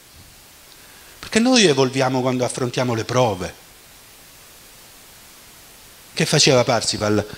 Scendeva da cavallo, si toglieva le armi e si buttava per terra vicino a un ruscello e diceva, vabbè, io non faccio più niente, mi fermo qua. Addio, fine della tua evoluzione. Magari stava pure vicino a un ruscelletto bello, c'erano delle piante belle, poteva prendere ogni tanto un frutto, che bello, c'ho il frutto, c'ho il ruscelletto, che devo fare? I problemi, vabbè, i problemi non li ho risolti. Quindi il piccolo guardiano della soglia ti fa vedere te. E tu devi affrontare che tu sei quello, nel bene e nel male, e non è facile neanche nel bene, perché poi questo bene io lo devo restituire a mia volta. Se non lo so restituire, che ce faccio con tutto sto bene? Che amore è il contrario di egoismo, non è qualcosa che io faccio per me. C'è una differenza colossale tra il bene e il benessere. Benessere è per me, il bene è per gli altri, è per tutti. Infatti io i venditori di benessere li prendo con le pinze, un po' di benessere da dare. Poi di questi tempi vedo certi prezzi, ho il sospetto che insomma non sia proprio un benessere, è un'attività lavorativa, funziona, va benissimo, lecita, se poi le persone che vengono stanno bene, hai fatto qualche cosa di buono sicuramente e va bene così. Questo ti fa il piccolo guardiano della soglia. Poi però non è finita, poi dopo c'è il grande guardiano della soglia.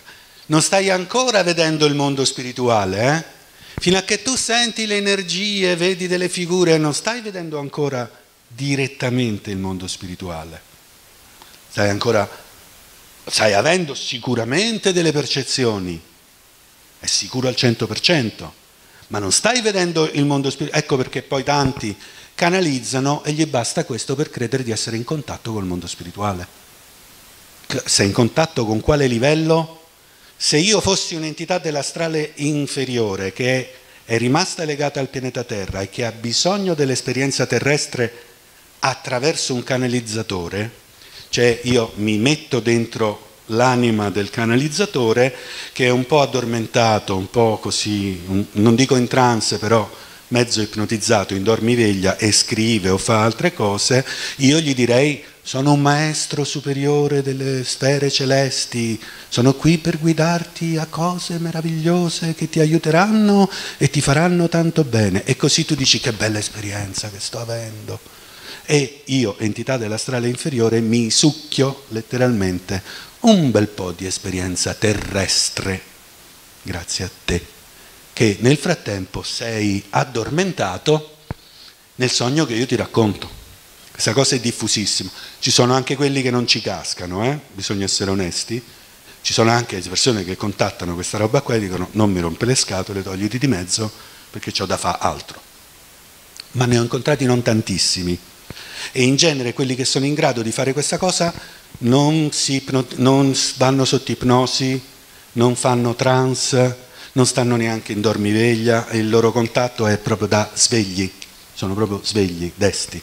E quindi sono in grado di dire: bello mio, togliti dalle scatole, c'ho da fare, non mi disturbare. Anche se gli racconta appunto mondi celesti meravigliosi che stanno per aprirsi, basta che dai retta a me, ti racconto io come fare, vedrai che sarà bellissimo.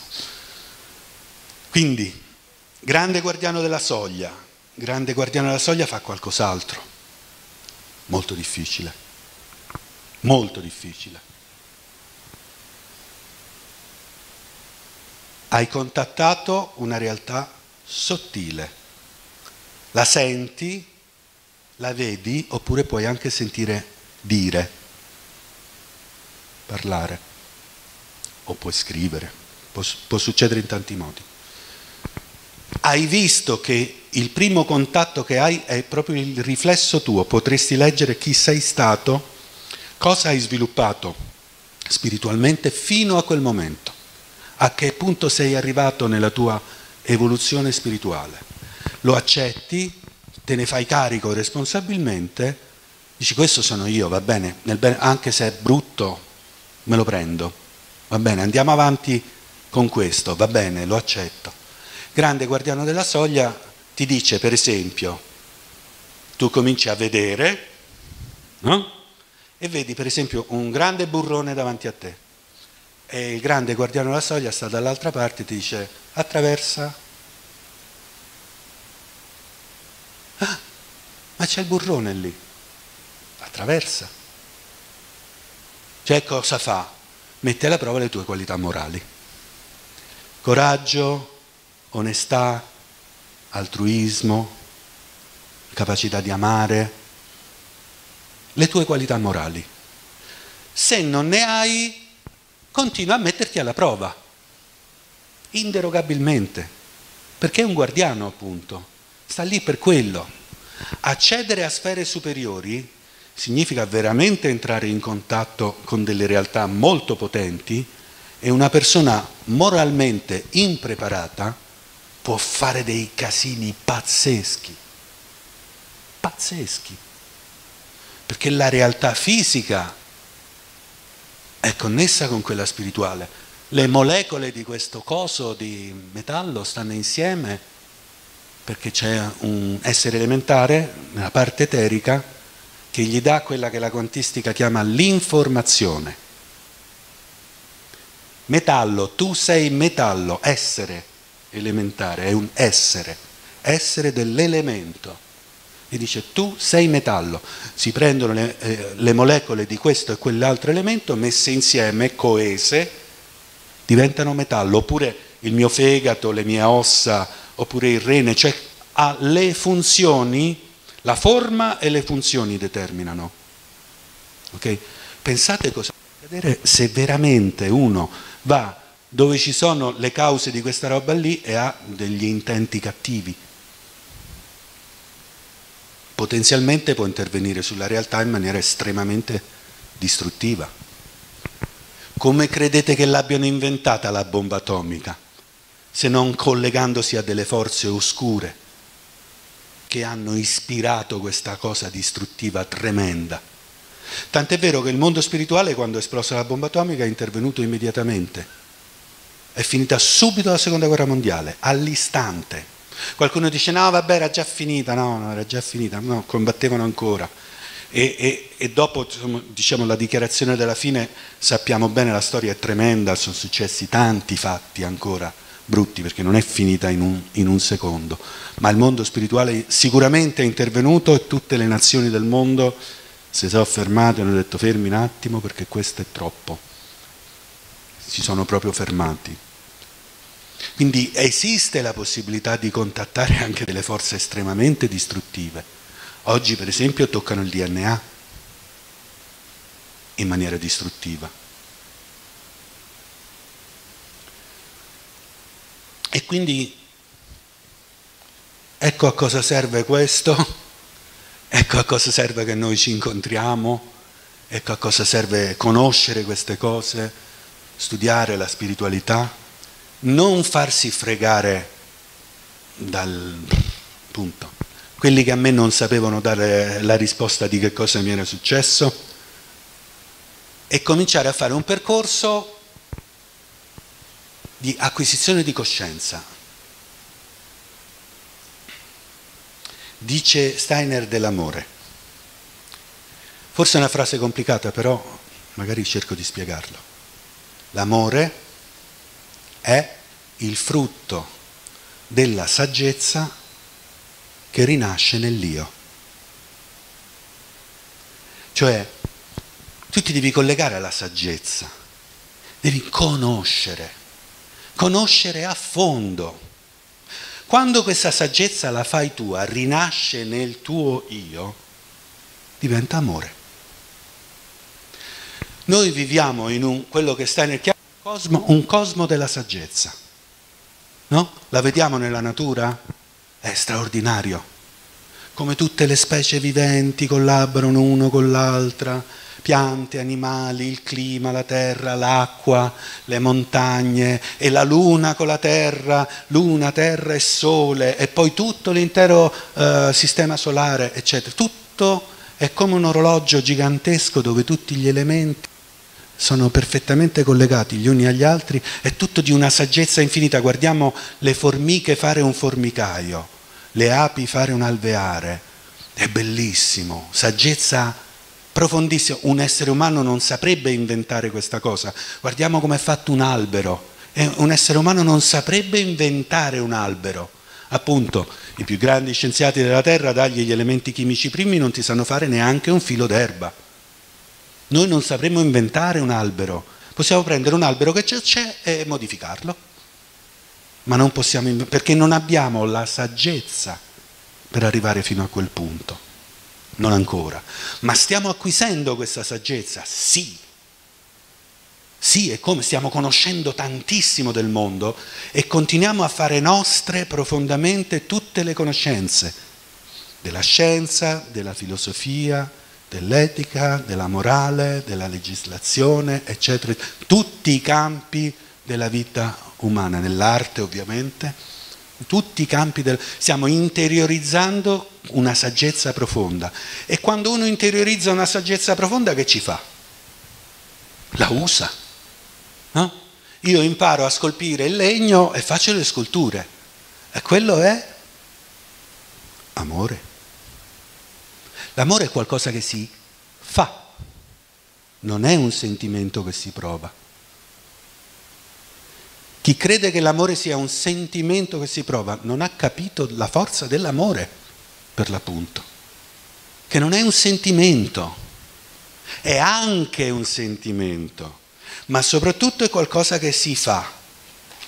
Se non è qualcosa che puoi fare, non è una saggezza che possiedi, non è qualcosa che hai interiorizzato, una saggezza che è rinata nell'io. Quindi non la puoi fare, come uno che vorrebbe suonare il pianoforte ma non lo sa suonare. Quella saggezza la devi far rinascere nel tuo io, allenandoti lentamente con le mani per anni, quello che serve, e piano piano cominci a suonare. E il frutto del suonare è un frutto di conoscenza della saggezza. E quando rinasce nel tuo io, la musica che produci è amore. Certo che sì. Grazie. Adoro essere interrotto. Come no? No, penso si senta lo stesso. Si sente? Buonasera. Allora, la mia domanda verte sull'esperienza che tu come hai sempre fatto, perché devo ancora capirla. Certo. Adesso non so se sì. è un'osservazione solo mia. Sì.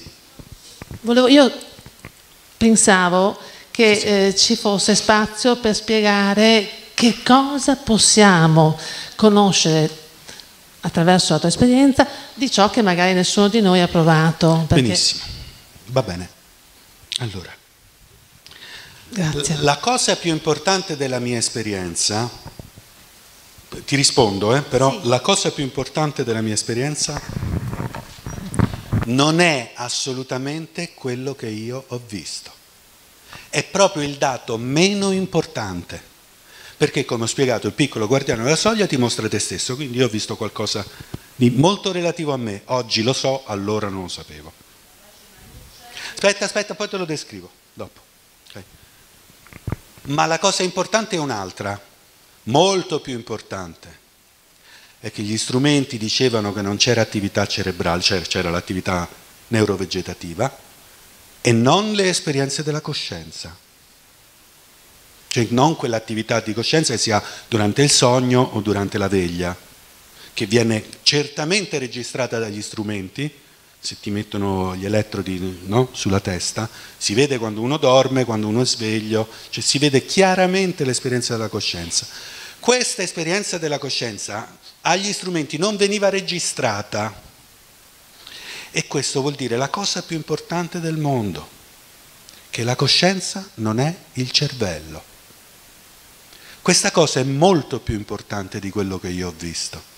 Aspetta che ci arrivo. Ti rispondo, certo che ti rispondo. Se la coscienza non è il cervello, allora che cos'è? Dove sta? Normalmente, nello stato di veglia comune, noi ci rendiamo conto dei nostri pensieri, delle nostre esperienze attraverso il cervello. La scienza dice che il cervello è una stazione radio che emette un segnale, la coscienza.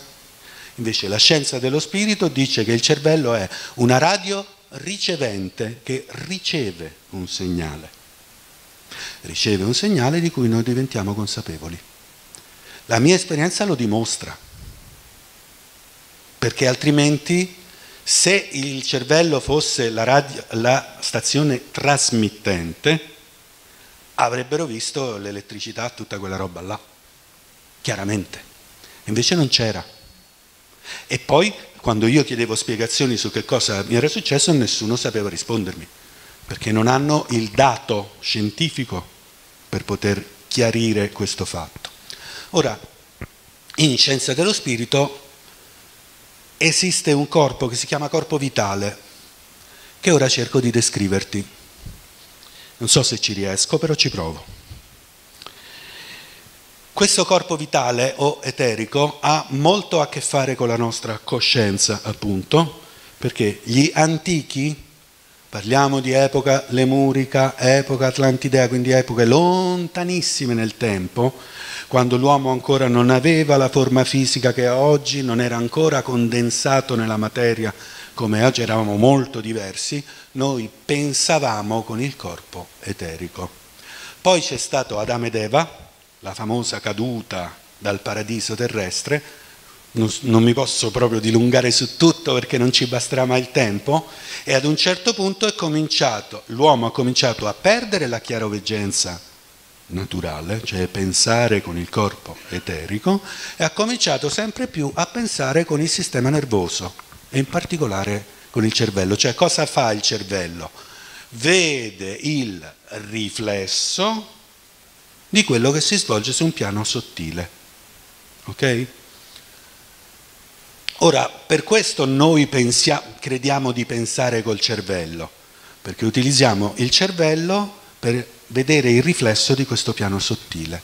Ovviamente, se ne vediamo il riflesso, non vediamo direttamente questo piano sottile, per cui ci è completamente escluso la percezione comune in stato di veglia.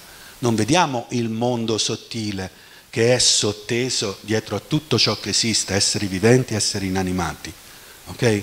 Ecco, io mi sono trovato invece scagliato letteralmente in questo piano sottile, eterico. Ecco perché quando leggevo, in particolare tra teosofia e scienza occulta, è molto interessante, perché guarda, il caso non esiste, e mi sono stati fatti ricevere 2 libri che descrivono molto bene questo fatto. In particolare Teosofia descrive molto bene il corpo eterico, che cos'è questo benedetto corpo eterico, e poi Scienza occulta nelle sue linee generali fa un quadro generale dell'evoluzione dell'uomo da prima che esistesse la materia fino ad arrivare ai giorni nostri. Allora, questo corpo eterico è quello, facciamo l'esempio più chiaro. Prendi un sasso. Com'è sto sasso? Sta lì, sta fermo, immobile, non si muove, non ha crescita, non ha riproduzione. Ci sei? Il sasso proprio non ce l'ha, né crescita né riproduzione. Io metto un sasso qua sopra, se per un caso strano noi ce ne andassimo e il sasso rimanesse qui 10.000 anni, lo ritroviamo uguale fra 10.000 anni, identico, che sta sempre lì. Okay? Quindi non ha un corpo eterico, non ha un corpo vitale. Se io prendo gli stessi elementi della materia, costituenti della materia, minerali, e ci aggiungo un corpo eterico, ottengo le piante. Cioè, sono gli stessi elementi minerali del sasso, se ci pensi, identici, però hanno in sé una sostanza sottile, che è la vita, per cui questi elementi minerali si comportano in un'altra maniera. Il sasso sta fermo, invece la pianta cresce, si sviluppa e poi a un certo punto si riproduce. C'è un qualcosa, un etere o vita, che fa comportare le stesse molecole in una maniera diversa. Cosa succede alle foglie quando cadono in autunno? Perdono appunto il corpo eterico, cadono dall'albero, si staccano dal corpo eterico della pianta, muoiono, si seccano e gli elementi minerali di cui sono fatti ritornano alla terra, tornano ad essere minerale. Ok? Questo piano eterico è impossibile registrarlo con gli strumenti fisici. Non c'è uno strumento diagnostico che possa rilevarlo, ma tutti noi ne abbiamo percezione. Per esempio, io la mattina mi sveglio e mi sento bene, sono riposato, oppure un'altra mattina mi sveglio e sono stanco, cioè ho meno vitalità, no? Se mi ammalo, il mio corpo eterico sta soffrendo, il mio corpo eterico comincia ad avere dei guasti, dei problemi, non è eterno ovviamente, il nostro corpo eterico durerà quanto? 80, 90, 100 anni? E poi finisce. Quindi piano piano degradano le sue forze e inevitabilmente noi ci ammaliamo sempre di più nel corso della vecchiaia. Il corpo eterico, ho detto prima, è la sede delle informazioni che danno la forma alle cose. Cioè il mio fegato, il mio rene e il mio polmone sono rene, polmone e fegato, cioè sono diversi come forma e come attività, perché c'è un corpo eterico che gli dice alle molecole del mondo minerale, di cui siamo fatti noi, ossigeno, idrogeno, c'è quello della tavola degli elementi, gli dice di fare fegato, di fare rene, di fare osso, di fare nervo, cioè è la sede dell'informazione che viene ovviamente dal mondo spirituale, trasposto in una cellula. Gli eteri sono 4, anzi sono 5, ma quelli che agiscono normalmente sono 4. C'è un etere di vita che corrisponde all'idea vivente, ok? Questo etere di vita trasmette l'idea, per esempio a una cellula, di essere quella cellula, cioè quel idrogeno, ossigeno, carbonio, eccetera, i costituenti chimici, gli dice di aggregarsi in quella maniera. Per farlo e strutturarlo con processi chimici usa un altro etere che si chiama etere del suono o etere chimico.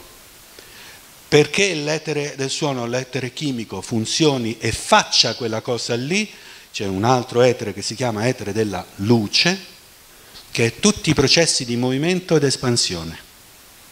E quindi poi le cellule si muovono, cioè una è quello che fa le reazioni chimiche e un altro è quello che muove le reazioni chimiche. E poi c'è un quarto etere che si chiama etere del calore, per cui vediamo magicamente che la cellula quando nasce ha una sua temperatura interna. Come il nostro sangue, noi sviluppiamo calore dall'interno, che è molto diverso dal calore che prendiamo dall'esterno, dal sole. Sono due tipi di calore. Noi sviluppiamo calore interno perché abbiamo i 4 eteri, l'etere del calore che ci fa produrre il calore, come col supporto del cibo, delle calorie. Certamente c'è sempre un supporto minerale. Siamo qui, siamo incarnati sulla Terra.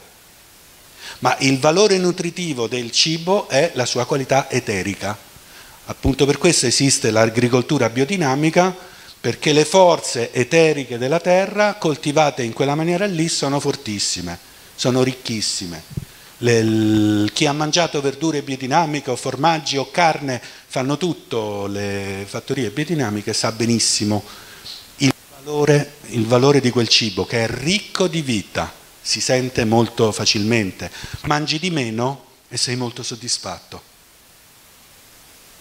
Invece col cibo sintetico mangiamo, non ci saziamo mai, perché c'è poca vita, c'è poco mondo eterico.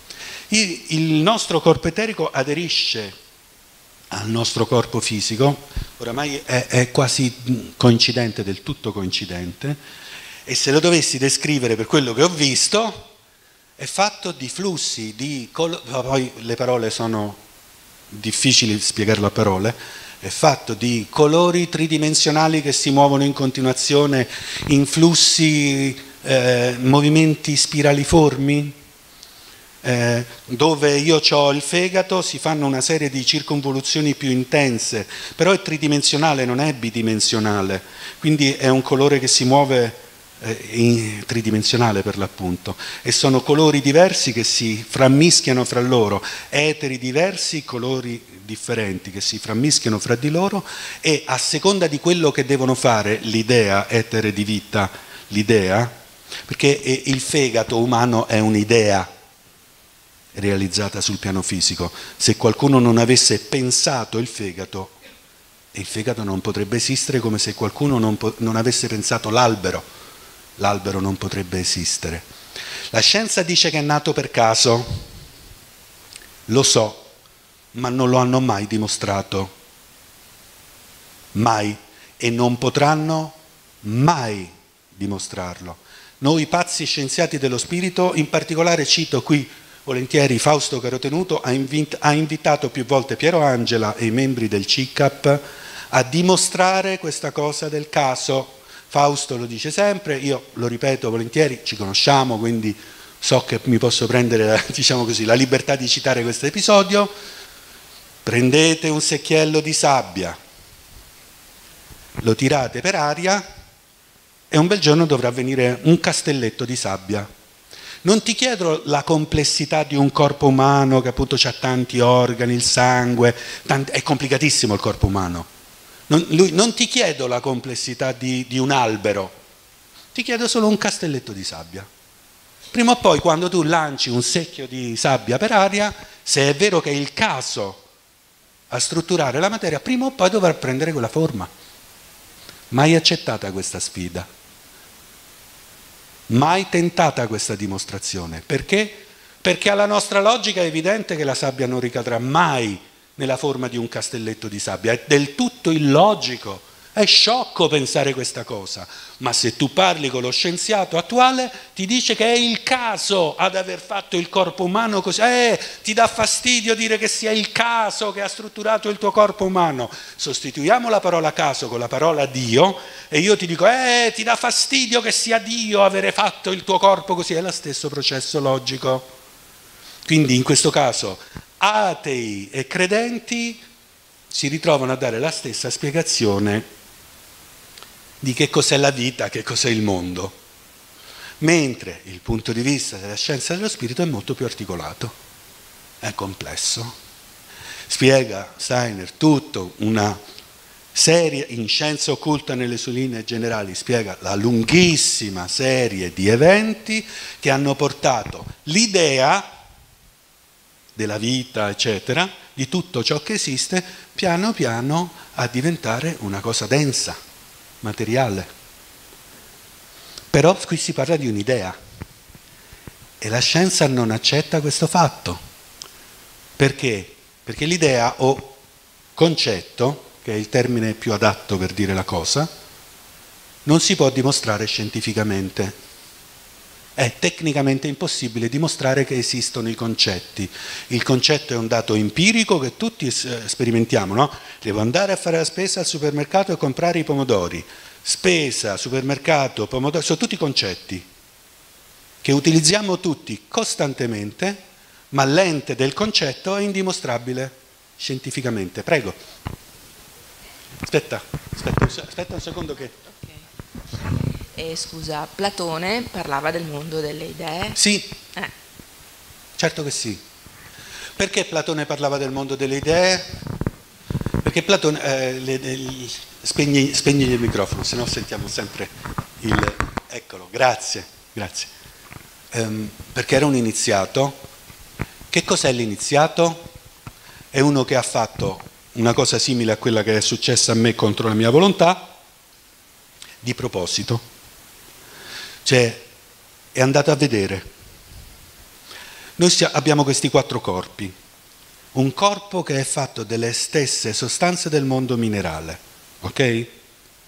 Cioè noi siamo fatti di elementi chimici, quelli della tavola degli elementi. Ci sei? Ok. Mondo minerale, mondo fisico. Poi abbiamo detto che c'è un mondo eterico o vitale. A un certo punto questo mondo fisico cresce e si riproduce. Si è inserito un altro elemento, che noi chiamiamo eterico o vitale, che fa sì che quello non sia più sasso, materia inanimata, ma materia vivente. Cresce e si riproduce. Poi c'è un salto in più, che noi ovviamente constatiamo intorno a noi. Ci sono gli animali. Gli animali, oltre ad avere un corpo minerale e la vita, la parte vegetativa, dentro di sé, hanno anche delle esperienze interiori. Tutti gli animali, no? Gioiscono, soffrono, lo vediamo, hanno fame, freddo, sete, voglia di coccole, eccetera. Quindi hanno un mondo interiore, un'anima, anima animale. Quindi esiste sicuramente, è indimostrabile scientificamente, c'è, ma non si sa dove sta, perché non sta più nella materia. Nella materia c'è solo il corpo minerale, solo quello fatto con la tavola degli elementi. Il corpo eterico non è fatto di qualcosa che sta nella tavola degli elementi. Usa quegli elementi per realizzare le idee che sono sottese alla realtà. E poi nell'umano vediamo un quarto corpo, sicuramente, che potremmo chiamare come io, o corpo spirituale se vuoi, in cui io non solo vedo il sasso, la pianta e l'animale, ma lo conosco, me ne rendo conto, lo so leggere, lo so dire. Colui che vede in me, colui che conosce in me è il mio spirito. Colui che, dice Rumi, chi è colui che pensa in me? E Rumi era un iniziato e sapeva quello che stava dicendo. Chi è colui che pensa in me? Quindi noi abbiamo questi 4 corpi e quello di cui sto descrivendo io, perché riguarda la mia esperienza, è quello eterico o vitale, che ha tutti questi colori tridimensionali che formano la materia, danno una forma alla materia e sono la nostra vita. Quando il corpo eterico si stacca da una parte del nostro corpo, cominciano subito dei processi distruttivi immediati. Necrosi. Cioè gli elementi di cui è fatto quel pezzo di corpo vogliono tornare immediatamente alla natura a cui appartengono. Noi abbiamo in prestito gli elementi chimici del nostro corpo per un certo periodo, ok? Noi per esempio percepiamo il nostro corpo vitale, tutti, quando ci si addormenta un braccio o una gamba. Noi sentiamo questo fortissimo formicolio, a volte anche molto forte, e per un po' non riusciamo a muovere magari l'arto se siamo stati troppo poggiati, e poi piano piano con lo scorrere del sangue, certamente l'elemento liquido è fondamentale, okay? Ricominciamo a muovere la mano, e però magari ci formicola ancora per un bel po', no? Poi smette di formicolare. Quel formicolio è il corpo eterico che si sta staccando. Che noi, avendo staccato il flusso del sangue, letteralmente abbiamo separato l'elemento dell'io dal nostro corpo. E se questa mano non appartiene più al mio io, all'idea che sono io, non serve più e la natura se la riprende immediatamente, ovviamente. Poi faccio rifluire il sangue, che è il supporto dell'elemento dell'io, e gli elementi chimici di cui è fatta la mia mano dicono: ah sì, apparteniamo al corpo di Matteo, restiamo qua. Formicola per un po' e poi ne torniamo in pieno possesso. Il corpo eterico è questo formicolare, oppure, che ne so, quei giorni di inverno maledetti che ho degli sternuti pazzeschi, mi fanno venire dei brividi lungo tutta la... quello è il corpo eterico, sempre. Quel brivido che ti passa un attimo, quello è il corpo eterico.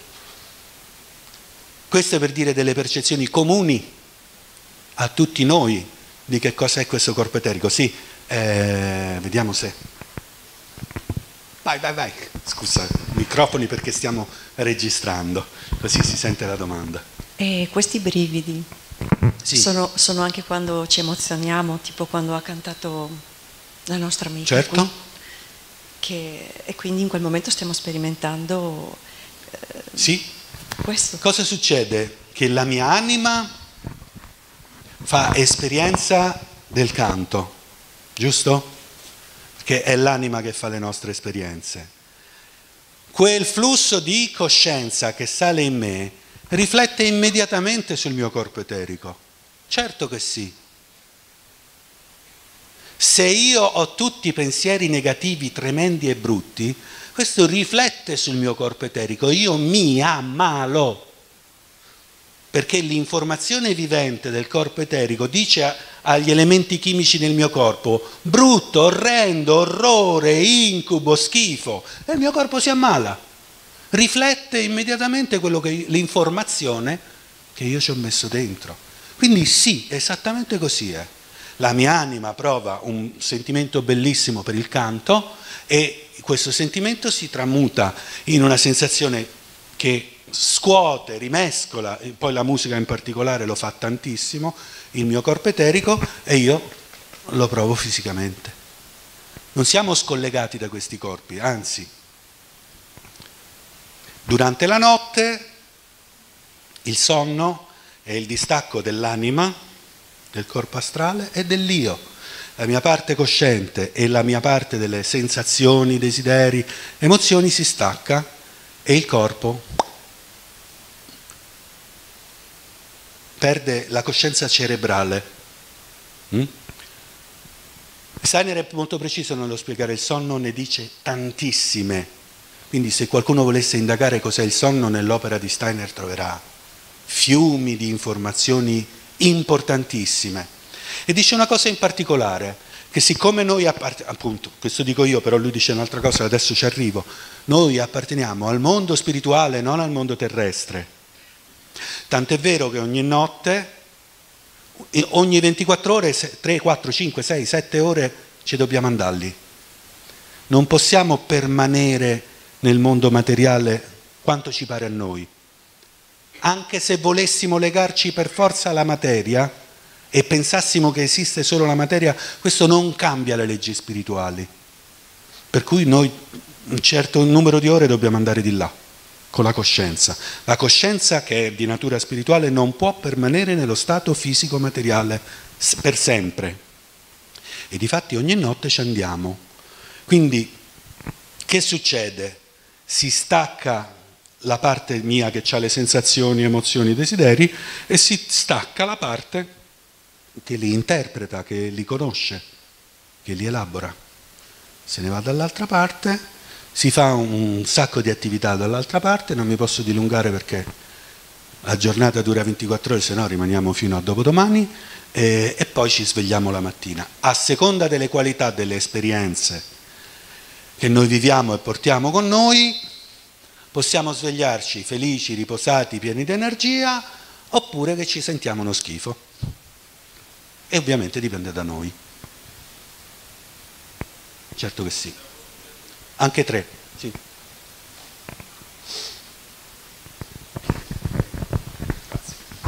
Una cosa semplice, come hai fatto prima l'esempio della mano, no? Dove hai capito che Sì. sei collegato a un'esperienza precedente, l'esperienza della perdita di coscienza, hai avuto modo di collegarla a un momento, che ne so, forse iniziatico o precedente? Mio? Ma io non ho perso coscienza. No, sì, nel senso che sì, ho fatto l'errore del medico, mi hai fregato. Vabbè, comunque hai capito. Non ho capito, spiegami meglio. L'esperienza che hai fatto, no, stavi mettendo l'accappatoio, eccetera, e poi sei andato nel mondo spirituale. Quella lì l'hai collegata, ti è venuto il collegamento con un momento di un'esistenza precedente? No, non è relazionato, almeno che io ricordi, no, sì, ecco, grazie. È che io ricordi, no, non ho avuto questo tipo di collegamento. Possiamo dire una cosa in più, forse per integrare meglio, per capire meglio come funzionano le cose, visto che è stato citato Platone. L'iniziato antico, non quello moderno, è importantissimo, non quello moderno, perché la struttura dei corpi sottili cambia con l'evolvere della nostra coscienza e quindi la struttura dei corpi sottili di un antico egiziano è del tutto diversa da quella che abbiamo oggi, e chi è così pazzo da applicare una tecnica dell'antico Egitto oggi, io lo dico esattamente com'è, rischia semplicemente di morire, punto e basta, a fare quel tipo di esperienza lì. Che cosa facevano nelle iniziazioni antiche? Abbiamo questi 4 corpi vitali, un corpo fisico, un corpo eterico, un corpo astrale e un io. Con diversi metodi complicati, spesso utilizzando la paura di morire, per esempio la paura di affogare, veniva utilizzata l'acqua spesso, cioè proprio c'era uno che sapeva quello che stava facendo, ti metteva la testa sott'acqua, tu pensavi di affogare e in quel momento avveniva come morire, il distacco dell'eterico, dell'astrale e dell'io dal tuo corpo fisico. Poi veniva tenuto sospeso questo corpo fisico per un certo periodo, il sacerdote, ierofante, chiamiamolo come ti guidava a un'esperienza nel mondo spirituale perché i corpi sottili si erano staccati da quello fisico e poi era in grado di avere la tecnica per rimetterli dentro il tuo corpo. E quindi quando questi si rimettevano dentro il corpo, la persona si ricordava di tutto quello che aveva visto dall'altra parte. Molto semplicemente, è molto complicato. Per fare questa cosa ci sono state tante tecniche, antica Persia, i misteri di Zarathustra, e poi ci sono i misteri egizi, Ermete, e poi ci sono i misteri greci. Poi ad un certo punto la struttura sottile del corpo umano andava sempre più evolvendo, sempre più cambiando, questo tipo di iniziazione era sempre più rischiosa, l'ultima iniziazione conosciuta da documenti storici certi, fatta in questa maniera, è quella della famosa resurrezione di Lazzaro, dove c'è appunto questo distacco di questi corpi, corpo eterico, corpo astrale e io, che si staccano. E difatti com'è Gesù Cristo nel Vangelo di Giovanni è paradigmatico. No, non vi preoccupate, no, vengo dopo, sì. Sì, ma guarda che è già morto, sta cominciando pure a puzzare, si decompone, no, non è una malattia mortale, non vi preoccupate. Invece quelli porelli lo vedono morto, per cui cosa fanno? Lo fasciano con le bende e lo seppelliscono, lo mettono proprio in un sepolcro, quello è proprio morto. Poi arriva Gesù Cristo, l'iniziazione si completa, lui sa benissimo come far rientrare i corpi eterico, astrale e io nel corpo di Lazzaro. Lazzaro si sveglia e la prima cosa che dice: andiamo tutti a cena ragazzi, dai, dobbiamo festeggiare. Pensa quanto era morto, no? Queste erano le iniziazioni antiche. Difatti è paradigmatica l'iniziazione di Maria Maddalena, per questo io sono così legato, perché è un'iniziazione che avviene in una maniera completamente diversa. Sì? Aspetta, chiudo il periodo. Gesù Cristo le dice il suo nome, cioè qualche cosa che appartiene alla coscienza dell'io, in pieno stato di veglia, senza il distacco dei corpi sottili. È proprio l'iniziazione cristiana, è un'iniziazione completamente nuova e completamente diversa. Prego. Una curiosità, con questa esperienza, sì. Dunque il cervello si ferma ma il cuore batte? Sì, ero in coma quindi il cuore batte. Funzioni neurovegetative. Ma dunque anche queste iniziazioni che facevano nell'antichità? No, era diverso. Era completamente diverso. Era come Lazzaro, okay. Erano proprio come morti. Sì. Per questo oggi, cosa ci spiega Steiner?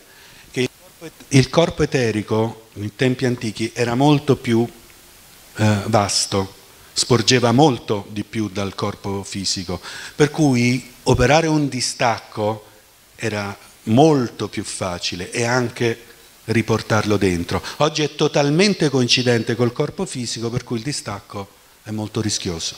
Questo dipende dalla conoscenza. Fammi capire. Il fatto che il corpo etereo fosse più pieno, più grosso, dipende dalla conoscenza che abbiamo maturato in questi anni. Allora, però di base siamo diventati più piccoli. Sì. Cioè, non so come dire. È un problema evolutivo molto complesso, ma molto importante. Cosa succede nell'evoluzione dell'umanità? Facendo proprio un quadro generale, amplissimo. Noi proveniamo dal mondo spirituale e piano piano ci solidifichiamo in corpi terrestri, ok? Poi c'è il famoso episodio di Adamo ed Eva di cui abbiamo detto e di cui non possiamo parlare più di tanto, ma che è appunto questo inizio della caduta dal solo mondo spirituale all'incarnazione terrestre, che viene accelerata moltissimo dall'intervento di Lucifero, che ci rompe le scatole e ci scaglia nella materia un po' troppo velocemente, per cui noi dobbiamo smazzarcela, come si dice a Roma, con un'esperienza molto complicata da sostenere. Cosa succede? Che i corpi eterici più vasti, e anche corpi astrali ovviamente, sono molto connessi al mondo spirituale. Quindi gli esseri incarnati allora erano totalmente chiaroveggenti, cioè non vedevano la distinzione tra mondo fisico e mondo spirituale. Era la stessa cosa, solo che io guardavo, ecco, il tavolo, vedevo tutte le forze astrali, eteriche, le vedevo tutte, e poi vedevo anche il piano materiale. Ok? Questa è la chiaroveggenza vera e propria. Questi vedevano una pianta perché vivevano in maniera molto semplice della natura, perché quelli vedevano le forze, vedevano una pianta, questa è buona. Vedevano tutte le forze, se le vedevano scure, tremende, orribili, non la mangiavano quella pianta, chiaramente. Vedevano quelle che avevano tutte le forze nutrienti, positive, belle, e si nutrivano. Invece ad un certo punto cosa succede? Che c'è questa caduta nella materia, l'umanità si trova scagliata troppo velocemente nel mondo materiale e l'intervento luciferico cosiddetto cosa fa? Esalta, porta all'esagerazione le forze della nostra anima. Quindi tutto il mondo di desideri, sensazioni, emozioni, passioni, brame, per noi è potentissimo. L'umanità comincia ad essere un grumo di rabbie, odi, violenze, cose tremende. Ci scagliamo gli uni contro gli altri perché non siamo in grado di controllarle questi movimenti del corpo astrale, dell'anima, che sono arrivati troppo presto nel piano fisico materiale e non sappiamo come gestirli. Per cui ci sono tanti passaggi evolutivi, cioè tutta l'evoluzione lemurica, tutta l'evoluzione atlantidea. In scienza occulta Steiner lo spiega con una dovizia di particolari infinita, per cui chi volesse conoscerlo se lo può studiare tranquillamente, ma magari in altri incontri, se volete, possiamo parlarne, perché sono tutti argomenti di cui si può parlare. E sostanzialmente finisce l'epoca atlantidea, diluvio universale, e il mondo spirituale, d'accordo con le guide dell'umanità, dice: oh, questi se sono chiaroveggenti e vedono le forze spirituali, sto mondo materiale lo usano malissimo. Si scagliano gli uni contro gli altri, hanno spinte di egoismo tremendo, si uccidono gli uni con gli altri, fanno delle cose ignobili, tanto che appunto la terra stessa si rivolta contro il genere umano. Il diluvio universale scoppia mica per caso, ma perché questo essere vivente che ci ospita meraviglioso non ce la fa più a sopportare tutti i nostri egoismi, tutte le nostre cose orribili che facevamo, perché vedevamo delle forze e le usavamo gli uni contro gli altri, facevamo delle cose tremende, ovviamente. Quindi il mondo spirituale decide di ritirarsi. Cioè, facciamo così, visto che si trovano in questa situazione, noi ci ritiriamo, non ci vedono più, non possono più usare le nostre forze e devono fare solo con le loro forze interiori, con le loro qualità interiori. E questo significa che i corpi sottili cominciano a ritirarsi sempre di più, fino ad arrivare ad oggi che il corpo eterico aderisce completamente. È un punto fondamentale che aderisca completamente al corpo fisico, perché è il massimo della contrazione possibile. E questo vuol dire che noi siamo nel momento in cui inizia l'espansione. Per questo si parla di risveglio delle coscienze. Per questo succedono tante cose anche molto interessanti nel mondo attuale, no?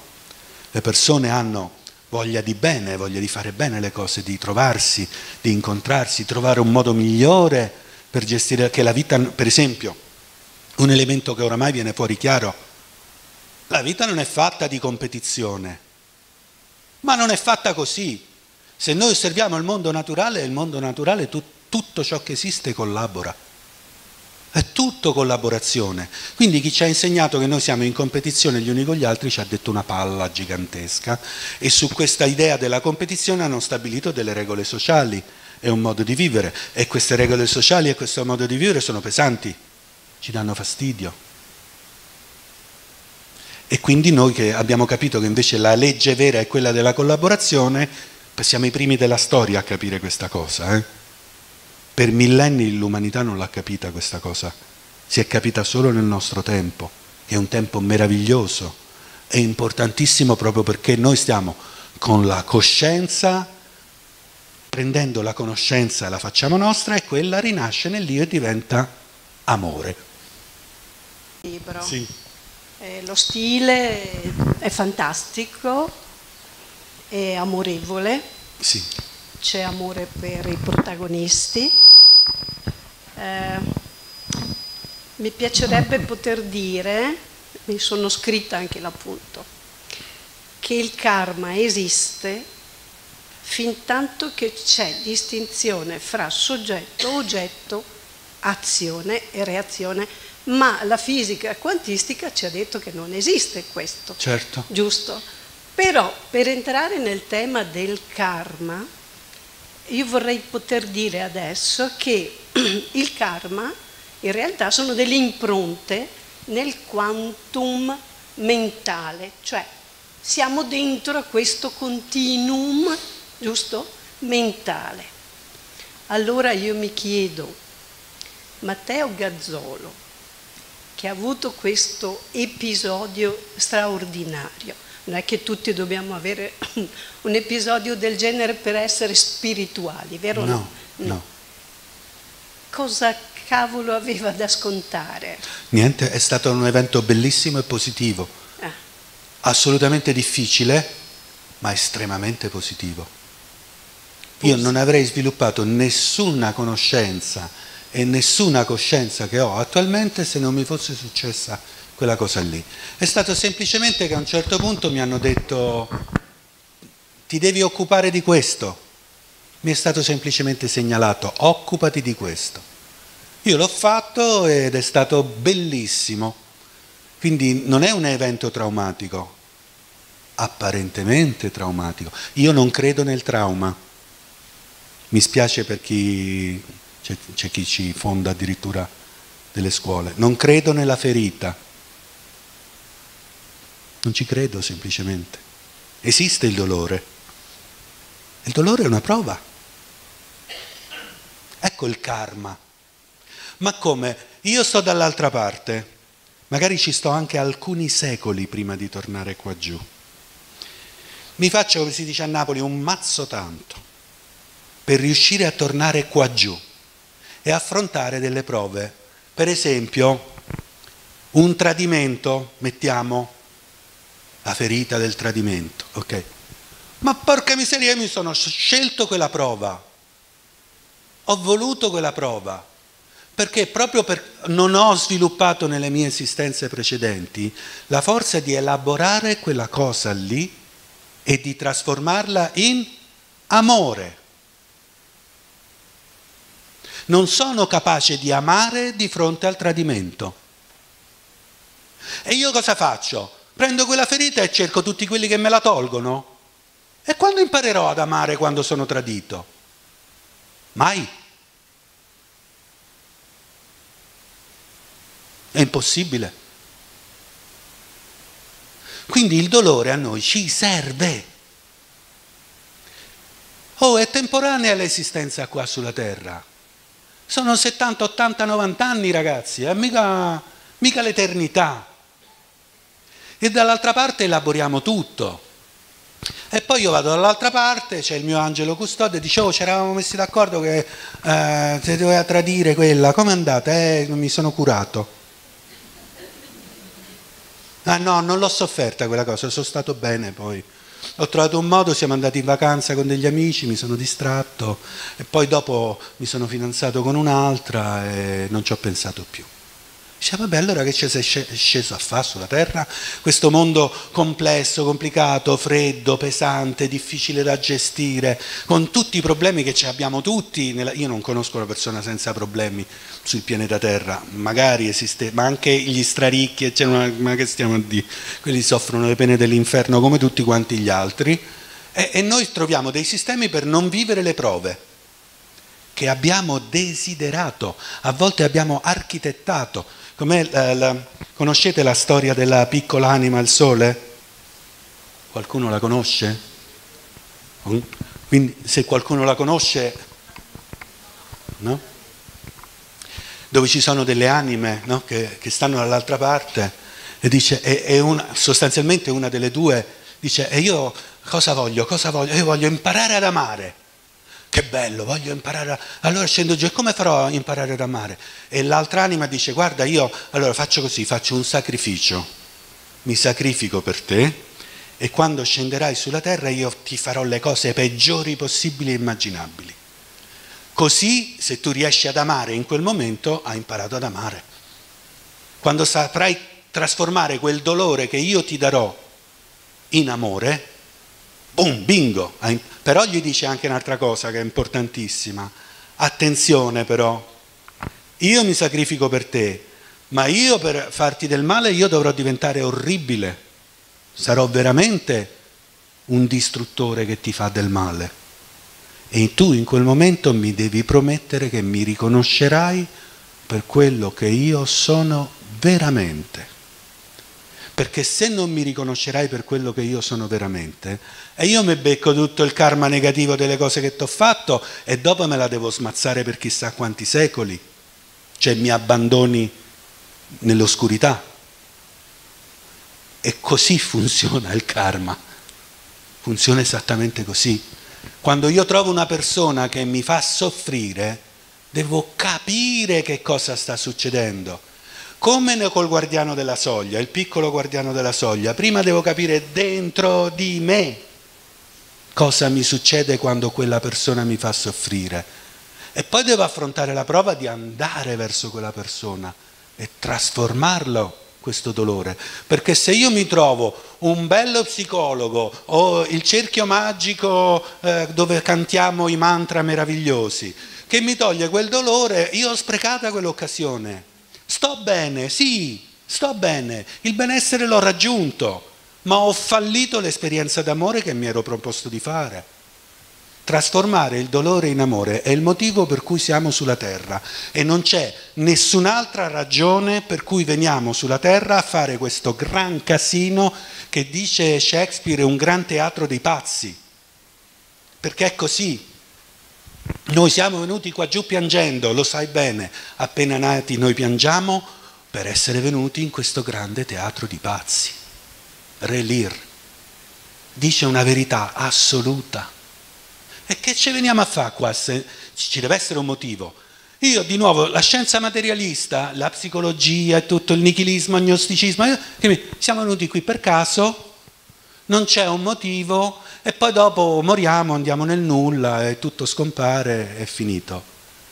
Io divento una belva così, mi do al carpe diem e ho solo 80 anni, io voglio ammazzare tutti, mangiare tutto, prendere tutto, che mi frega degli altri? Così fanno, Così fanno veramente. Chi è che detiene la ricchezza mondiale? Un piccolo gruppo, forse 1 milione di persone contro 7 miliardi e mezzo. Oh! Perché credono in quella roba lì. Siamo venuti qui per caso, dopo non c'è nulla, quindi che mi frega a me? Mangio tutto quello che voglio. Ma non funziona così il mondo, e noi ce ne accorgiamo. E gli stiamo dicendo appunto non funziona così. Per la chiave è sempre quella della trasformazione del dolore in amore. Non c'è un'altra cosa importante. quale che sia la situazione, quale che sia la persona, che sia una malattia, che sia un'altra cosa, il dolore va sempre trasformato in amore. E questo succede in tantissimi casi. Quante volte qualcuno di voi ha avuto l'esperienza di una persona malata che muore della sua malattia e ci lascia degli insegnamenti di vita meravigliosi che ci cambiano la vita? A questo serve quella malattia. Probabilmente quella persona karmicamente si è sacrificata per noi, è scesa qui, si è ammalata, noi abbiamo sofferto e abbiamo imparato quello che prima non riuscivamo a concepire. E ci cambia la vita, ci cambia il mondo. Cominciamo ad avere un'empatia con gli altri completamente diversa da quel momento in poi. Se non ci fosse stato quel dolore. E questa è la cosa più importante della vita, anche perché poi la vita continua. La morte non esiste.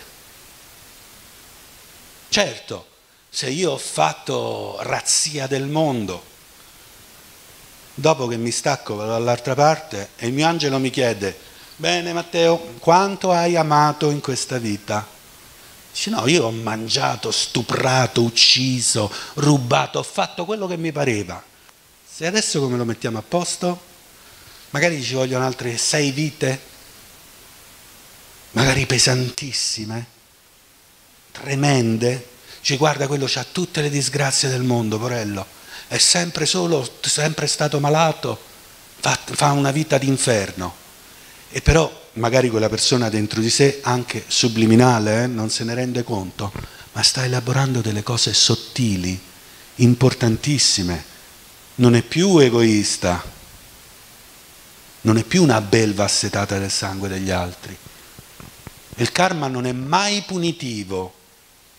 Quando uno dice: ecco, instant karma, hai detto una cosa cattiva, mo te succede quello, non hai capito come funziona il karma. Il karma è un atto d'amore, è per il bene, è per l'evoluzione, non è per la punizione. Che facciamo? Sostituiamo la punizione del cattolicesimo con la punizione del karma? Allora siamo dei polli proprio. Non funziona così.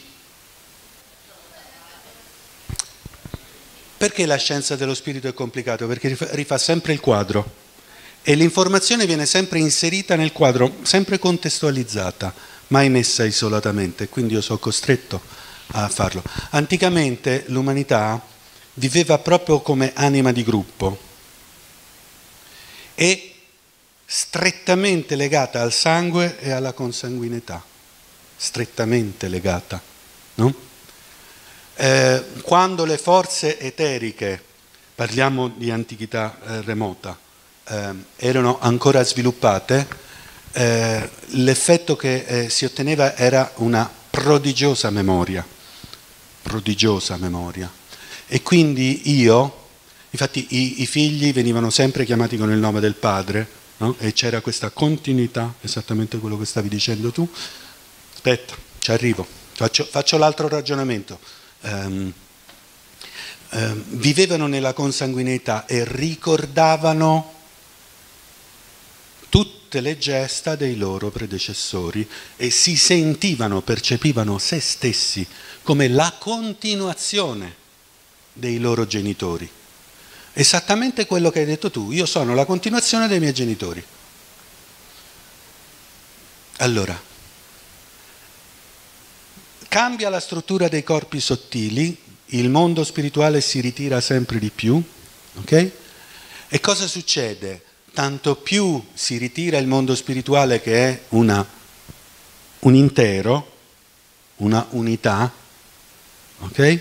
Tanto più noi ci disperdiamo in individualità. Tanto più ci disperdiamo in individualità, arriva a un certo punto Gesù Cristo che dice, letterali parole, chi vuole seguire me abbandoni padre, madre, figli, sorelle, amici. Chiaro? Questo è Gesù Cristo, è una via, poi uno può seguire altre vie, va benissimo. Siamo nel tempo del relativismo e nel tempo del relativismo è lecito tutto e anche il contrario, per cui si può fare. Quindi l'uomo individualizza la consanguineità, che prima era la nostra scelta karmica, tornavo giù nella linea di consanguineità che mi apparteneva, non la scelgo più. Non la scelgo più perché devo fare esperienze radicalmente diverse. L'iniziazione cristiana e la presenza del Cristo come spirito della terra e aiutante dell'umanità, al fianco dell'umanità, si può dire in tante maniere diverse, cambia il quadro.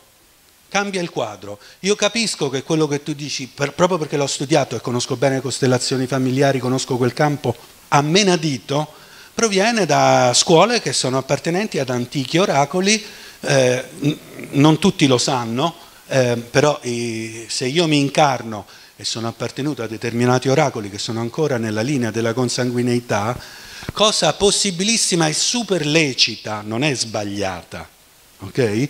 Io leggerò il mondo in quella maniera che è propria alla mia evoluzione spirituale, quindi è del tutto logico e ammissibile che qualcuno faccia questo tipo di affermazione. Poi ci sono tanti altri che fanno un'esperienza di individualità molto accentuata e hanno un'esperienza completamente diversa del mondo. Del resto, io scelgo quella linea ereditaria per determinate caratteristiche che servono a me. Faccio un esempio. Io in questa vita devo fare il musicista, perché per la mia configurazione del mio karma, quello che è, devo fare il musicista, ho deciso che devo fare quell'esperienza a questa vita, ok? Certo che mi scelgo una famiglia dove la configurazione dell'orecchio, o ci stanno già dei musicisti in famiglia, sono adatti alla mia esperienza. Steiner in Saggezza dei Rosacroce spiega molto nel dettaglio come funziona l'incarnazione di un'anima, dalla sfera della terra della luna a quella della terra, in forma di campana rovesciata, l'anima si muove velocissima nell'atmosfera eterica della terra. Io queste cose le ho viste, quindi ti devo solo riportare quello che è la mia esperienza. Si muove in forma di campana rovesciata, velocissima, e deve scegliere una coppia di genitori adatta. Ed è una scelta difficilissima che non sempre va a buon fine, fra l'altro, perché l'anima non ha tutto il tempo che vuole, una volta discesa dalla sfera lunare, per entrare in un feto, letteralmente. Okay? Non ha tutto il tempo che vuole, per cui sceglierà la coppia più adatta. A volte si sceglie un padre e una madre con cui ha già vissuto in incarnazioni precedenti e quella vita probabilmente è fantastica, lo aiuteranno tantissimo, o viceversa, se sono odiati dovranno fare, no, anzi forse è più probabile se si sono odiati sviluppano forti forze d'amore, perché il karma è sempre a pareggiare. Comunque in ogni caso si può scegliere bene o si può scegliere male, e quindi per quello che conosco io dell'esperienza diretta, a volte io mi incarno dove ho genitori che appartengono alle mie vite precedenti e altre volte sono veramente due estranei. Però magari ho la conformazione dell'orecchio che mi serve per fare il musicista e uno dei due genitori in qualche maniera mi potrà mettere in connessione con l'ambiente musicale e io farò il musicista. Quindi a volte sì, a volte no. Il DNA dove la prende l'informazione se non dal corpo eterico che abbiamo descritto questa sera? Il DNA è il supporto fisico del mondo eterico. Ha voglia se abbiamo parlato di spiritualità, perché io ho parlato quasi sempre del mondo eterico stasera, per cui ho proprio fatto una spiegazione diretta su questo punto, dicendo che il mondo eterico è quello della informazione e il DNA è quel supporto meravigliosamente creato dai creatori universali, dove l'informazione può entrare e trasmettersi alle cellule. Certo che sì. Quindi lei, Sì? quando vanno a manipolare il DNA, Sì. non è d'accordo per quanto riguarda certe malattie genetiche? In che senso, scusami? Lei ha detto che il discorso che ha fatto adesso del DNA, Sì. ecco. Certo, ho capito. Adesso ho capito. che ci sono, Sì, ho capito. ecco, vanno a manipolare gli Sì. studi che si stanno facendo. Sì. Guardi, io Sono sono d'accordo. venuta qua perché ho avuto 2 lutti in famiglia. Mio marito e mia sorella, Sì. a distanza di neanche una settimana. Sì. Mio marito 3 anni di tumore mesotelioma pleurico da amianto. Sì, ecco. Ecco, e ho fatto 3 anni con il Covid in casa. Benedetto il Covid, perché quei giorni là io restavo con lui. Ecco, e lo benedico il Covid perché ho fatto Brava. in hospice, che è una struttura dove ricevono i malati terminali, sempre accanto a lui, giorno e notte. Certo. Mia sorella, a distanza di neanche 10 giorni, deceduta per aneurisma disseccante dell'aorta, appena Certo. fatto 60 anni. Certo. Mi dica lei, allora, io ero venuta qua questa sera Sì. con la speranza di trovare la vita continua. Ha capito? Adesso lei mi sta mettendo in discussione tutto un modo mio di vivere. Io facevo l'ostetrica, Sì. l'ho fatta per 42 Sì. anni, quindi la vita l'ho toccata con mano. Certo che sì. E anche la morte, Chiaro. perché ci sono state anche situazioni. Io ho fatto anche la caposale in oncologia, quindi però quando ti capitano queste cose così da vicino, ti restano di quelle ferite che lei dice, io non riesco a darmi una spiegazione. E Certo. con mio marito dicevo, ma ci sarà qualcosa di là? Cioè, ha capito? Certo, capisco benissimo. Allora, la domanda prima era sulla manipolazione Perché del mi DNA. sembra impossibile. Ascolta. Sì, sembra impossibile. Ok. Dico solo della manipolazione del DNA. Sì. Dipende dalle forze morali di chi lo fa. Può essere una cosa meravigliosa Ecco, se è fatta a son fin di d'accordo, bene. Sono d'accordo. Se è perché- fatta a fine di business, Sì, di lucro, sì, certo. non sono convinto che farà del bene. Sì. Cioè quel tipo di terapia non sono convinto che porterà alle guarigioni. Però ci sono tante, io ho visto nei bambini tante malattie, ad esempio. Ma certo che può La essere fatto. leucemia, Guarda, la scienza dello la spirito non ricerca- nega nulla di quello che dice la scienza ufficiale. Ok. Anzi, si propone di integrare tutto Ok. quello che la scienza ufficiale ha scoperto finora con delle informazioni in più. Sì. Per esempio del corpo fisico, del corpo astrale, dell'io, eccetera. Cioè le cose di cui abbiamo parlato. Le cose di cui abbiamo parlato sono la vita continua. Non è un altro mondo quello di cui ho parlato o un mondo ipotetico. Tu hai di fronte un testimone che l'ha visto, che l'ha vissuto. Io non ho letto un libro, capisci? Per cui ti dico che la morte non esiste e che gli eventi che sono successi hanno sicuramente un significato. Certo. La prova che tu affronti è il significato. E la tua elaborazione, cioè il tuo voler, quello che ho detto prima, conoscere la saggezza, portare la saggezza nell'io, conoscere il mondo e trasformarlo in amore. Questo è il compito che ti viene dato. Non è facile, Sì. è tremendo. Sì. Io sono stato in un deserto orrendo prima di poter conoscere. Stavo diventando pazzo. Ho sofferto veramente le pene dell'inferno, un momento molto simile come emozione a quello che tu porti dentro. Però ho detto voglio conoscere. Non mi sono fermato più. E questo è quello che ti chiede. È proprio questo, io sono certo che anche tramite le cose dette stasera, visto che di segnali e di indicazioni ne abbiamo date tante, potrai interessarti, potrai avvicinarti e cominciare a trovarlo un senso al dolore, che non è mai punitivo e non succede mai per caso. Sì. La tua anima, visto che tu ti sei dedicata come infermiera, quindi tantissimo agli altri, Sì. ti sta dando un'indicazione, forse c'è una chiave che proprio tu devi capire dentro di te, per te stessa. E stasera mica sei venuta per caso qui. Certo.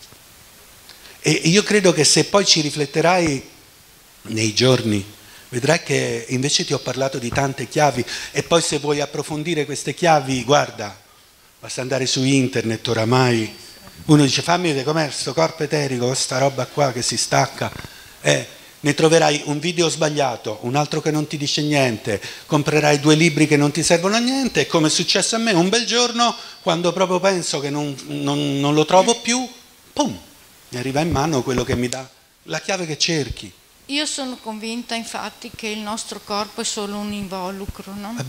Questo è vero. Ci ospita. Sì, infatti è quello che ho pensato, però posso dire che ti manca l'aspetto, certo, quello proprio, la fisicità, io dico. Certo. Ecco. È chiaro che ci manca. Sì. Quando noi cominciamo ad approfondire una sana scienza spirituale, il contatto con i defunti, non ce la facciamo stasera ad affrontare questo tema, perché sono talmente tanti, no? Però il contatto con i defunti diventa una parte integrante. Si può essere, a parte che sono vicini sempre. Così? Più lontano, sì. Ecco, io forse proprio volevo dire in rapporto al mistero della morte, che per me è proprio la morte di un mio bambino a 4 giorni dalla nascita, quando ero giovane. È stato in un momento tra l'altro particolare della mia vita, intorno ai 30 anni, è stato proprio un dono l'inizio della conoscenza della scienza dello spirito, perché nella scienza dello spirito molto si parla del nostro rapporto con le anime dei disincarnati, che non sono non presenti, sono qui, cioè sono vicino a noi, e noi possiamo fare tanto per loro e loro tanto per noi. E quindi questa cosa ha una valenza enorme anche per chi non ha avuto la fortuna di avere la possibilità di mettere l'occhio nel mondo spirituale per esperienza diretta, ma noi ne possiamo veramente acquisire esperienza attraverso una disciplina interiore che cresce anche attraverso il rapporto col mondo delle anime disincarnate, che non vedono l'ora di essere in contatto con noi. Ed è fantastico perché ci cambia la vita, veramente. Sì, prego.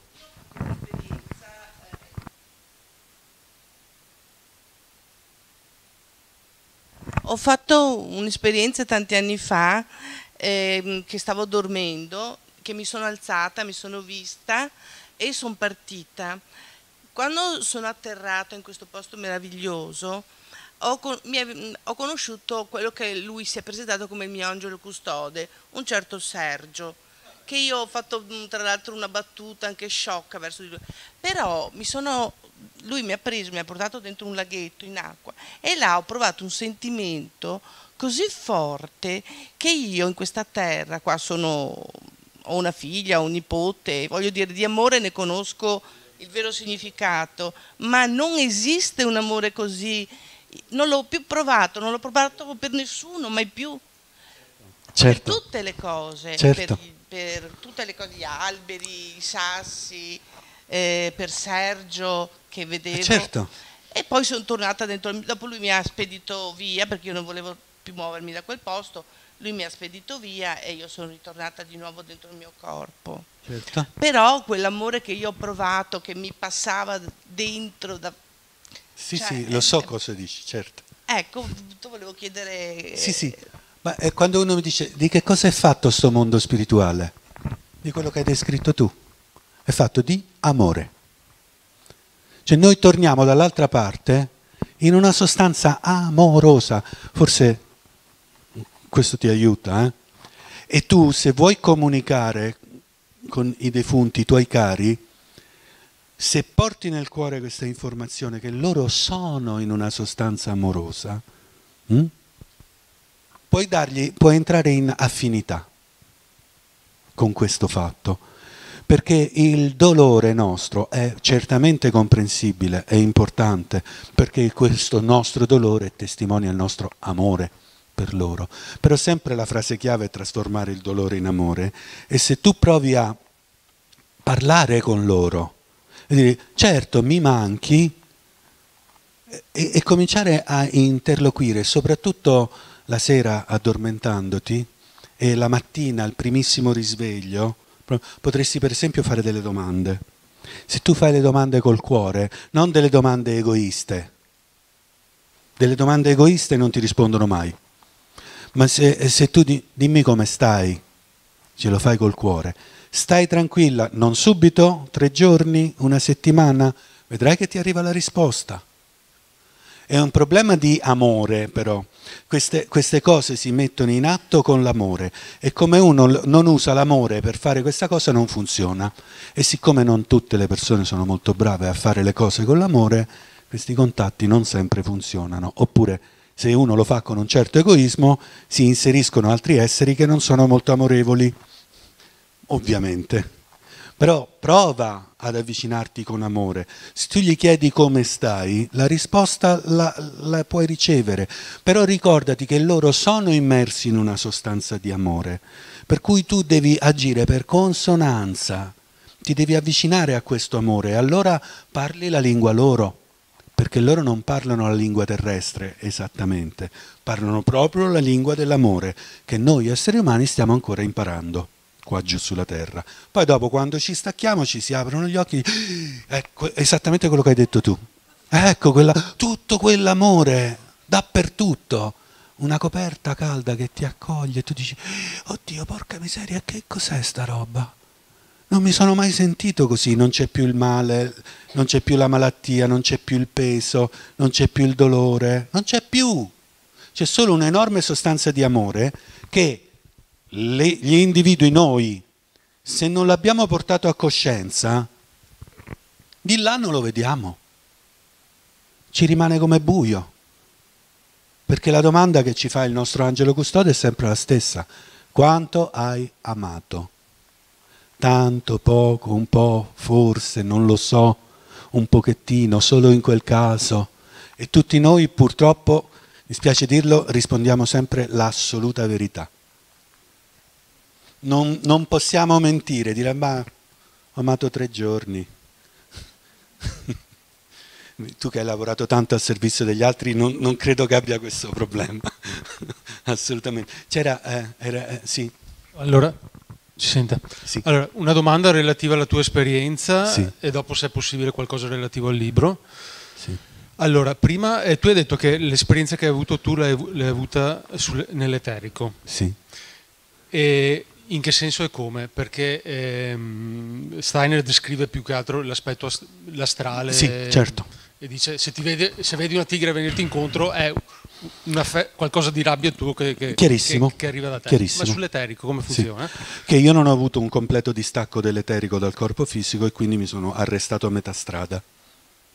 Coma, che non è la morte. Quindi questo è. E hai visto quello che hai visto? Stavo dentro le correnti del corpo eterico. Che era relativo però a te. Sì, sì. L'hai detto. No, allora io vedevo le correnti eteriche con le mie forze di coscienza di quel momento. Dove ero arrivato con la coscienza fino a quel momento potevo comprendere. Mm-hmm. Sì, ok, perché io conosco una persona che vede l'eterico, però sì, io no. Sì. Quindi ho avuto un riscontro di quello che mi hai detto tu. Poi, relativamente al libro, perché non un romanzo e perché quei racconti, quanti erano? Sono 11? 13, 14, 13. E perché quindi quel numero? Sì, C'è un motivo, è chiaro che c'è un motivo.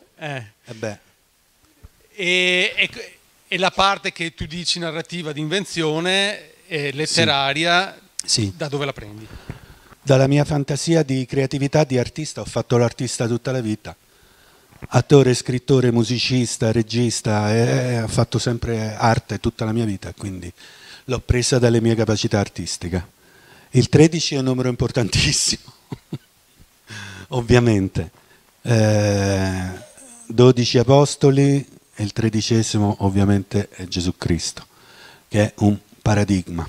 Le 12 costellazioni, e poi c'è un uno e trino, ok? Quindi è sempre un 13.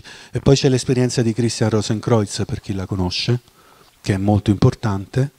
12 guide dell'umanità, alla fine del 400, trovano questo bambino con una costituzione interiore molto particolare, lo educano. 12 guide dell'umanità sono quello che poi si traduce per noi in buddismo, induismo, animismo, eccetera, cioè le correnti spirituali che guidano l'umanità. Anche, attenzione, anche il materialismo. Il materialismo è una delle 12 guide dell'umanità che noi dobbiamo comunque elaborare. E difatti in questo momento lo stiamo elaborando con tante idee materialistiche che condizionano la nostra visione dello spirito. 12 guide dell'umanità allevano questo bambino, tutti lo separano dalla vita quotidiana e tutti loro lo allevano dandogli tutte le loro conoscenze in maniera esclusiva. Lui non conosce altro che gli insegnamenti di queste grandi guide dell'umanità. Ad un certo punto questo bambino si ammala, appunto ha un'esperienza eterica, di nuovo, dice Steiner, diventa quasi trasparente, proprio un po' come il corpo eterico, e quando si sveglia da questa malattia è cambiato. Le 12 guide si rendono conto che adesso quel bambino, quando parla, riassume tutte le conoscenze che ha assorbito dalle altre guide e le mette insieme armonicamente. Per cui c'è l'induismo, il sufismo, il buddismo, il cristianesimo, eccetera, tutte le correnti, il materialismo anche, tutte le correnti spirituali dell'umanità, come le insegna questo Christian Rosenkreuz, sono tutte armonizzate tra di loro e a quel punto diventano loro gli allievi del XIII. Quindi io non ho riflettuto su questa cosa dei 13 racconti più un epilogo, fino a che non me ne sono accorto, ma me ne sono accorto quando ho visto il libro stampato. Ho detto, ecco quello che ho fatto. E ho scelto di non scrivere un romanzo perché un romanzo con tanti personaggi e tante storie diverse sarebbe stato forse pretestuoso, poi avrei dovuto abbandonare di volta in volta questo o quel personaggio e non chiudere le storie, o forse avrei dovuto scrivere un librone gigantesco per far poi confluire tutte le storie in un disegno unico. E certamente è stato molto più facile scrivere dei racconti brevi, chiusi, perché a me interessava non tanto fare lo scrittore e il narratore, ma dire le dinamiche, spiegare come funzionano le cose, e lì ci ha spiegato come funziona il distacco dal corpo fisico, cosa succede quando noi andiamo dall'altra parte, come vediamo le correnti eteriche nel mondo reale. Ci sono tante informazioni dentro il libro e a me interessava veicolare quelle, non tanto fare lo scrittore. Di fare lo scrittore non mi interessa granché, anche se scrivo tanto, spero di pubblicare ancora, e di nuovo sempre materiale di contenuto spirituale, ovviamente. Sto scrivendo una vita di Maria Maddalena, quindi molto particolare. Sì. Devi accendere. Sì. Io ero interessata dall'argomento primo che stavi parlando dell'amore, no? Sì. Cioè che noi siamo qui e possiamo amare solo facendo. Cioè, agendo. Nell'azione, sì. Ok. Agendo, sì. Cioè mettendosi al servizio di... Cioè perché non hai finito, mi interessava sapere cosa... Ma sono le cose che sto dicendo. Amare. Cosa vuol dire amare? Ho detto, l'amore è il frutto della saggezza rinata nell'io, quindi fare esperienze, conoscere, portare a consapevolezza e poi trasformare questa cosa in qualcosa che posso fare. Okay? Che cosa faccio io per amare? Mettiamo che io e te siamo amici, ci stiamo tanto simpatici, io ti invito a cena e passiamo una bella serata. Sì, è un atto d'amore, però è un atto d'amore facile. Cioè, noi ci stiamo tanto simpatici, andiamo d'amore d'accordo, che problema c'è? E così io, che ne so, vado con gli amici a fare una bella escursione in montagna e facciamo una meditazione con un mantra bellissimo. Sì, certo, anche quello è un atto d'amore, ma è facile. Che sforzo faccio io? Quasi nulla, anzi mi godo una cosa che mi piace, è bello.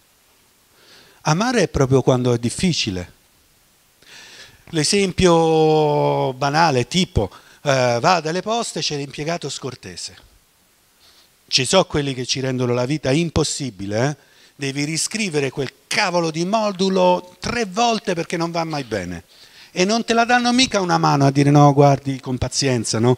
No, lo devi scrivere così, e quindi tu sbagli modulo, devi riprendere, poi devi rifare la fila, e uno da fuori di testa. Dice San Francesco, tanto è il bene che mi aspetto che ogni pena mi è diletto. È lì che noi impariamo ad amare. Se io do fuori di testa e dico basta, ho sprecato l'occasione. Il mio angelo quel giorno mi aveva messo quella roba lì come esercizio del giorno e io l'ho sprecato. Ci ripensiamo domani. Però cosa succede? Che il mio angelo domani vado in salumeria e c'è il salumiere scortese, poco ma sicuro. Ok? Quindi è così, amare dove è difficile, sì, lo so. E io te l'ho detto che facevamo tardi. Mamma mia. Ragazzi, questa è la vita continua, questo è il mondo spirituale. Spero che avremo occasione di parlarne ancora, perché il tempo è tiranno, però vi ho guardati negli occhi, ho visto dei visi meravigliosi, ho visto tante cose bellissime. Grazie, grazie infinite. Grazie davvero. Grazie di cuore.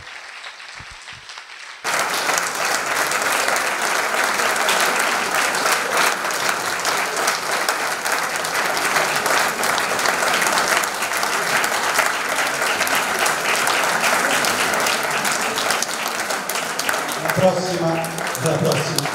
Grazie.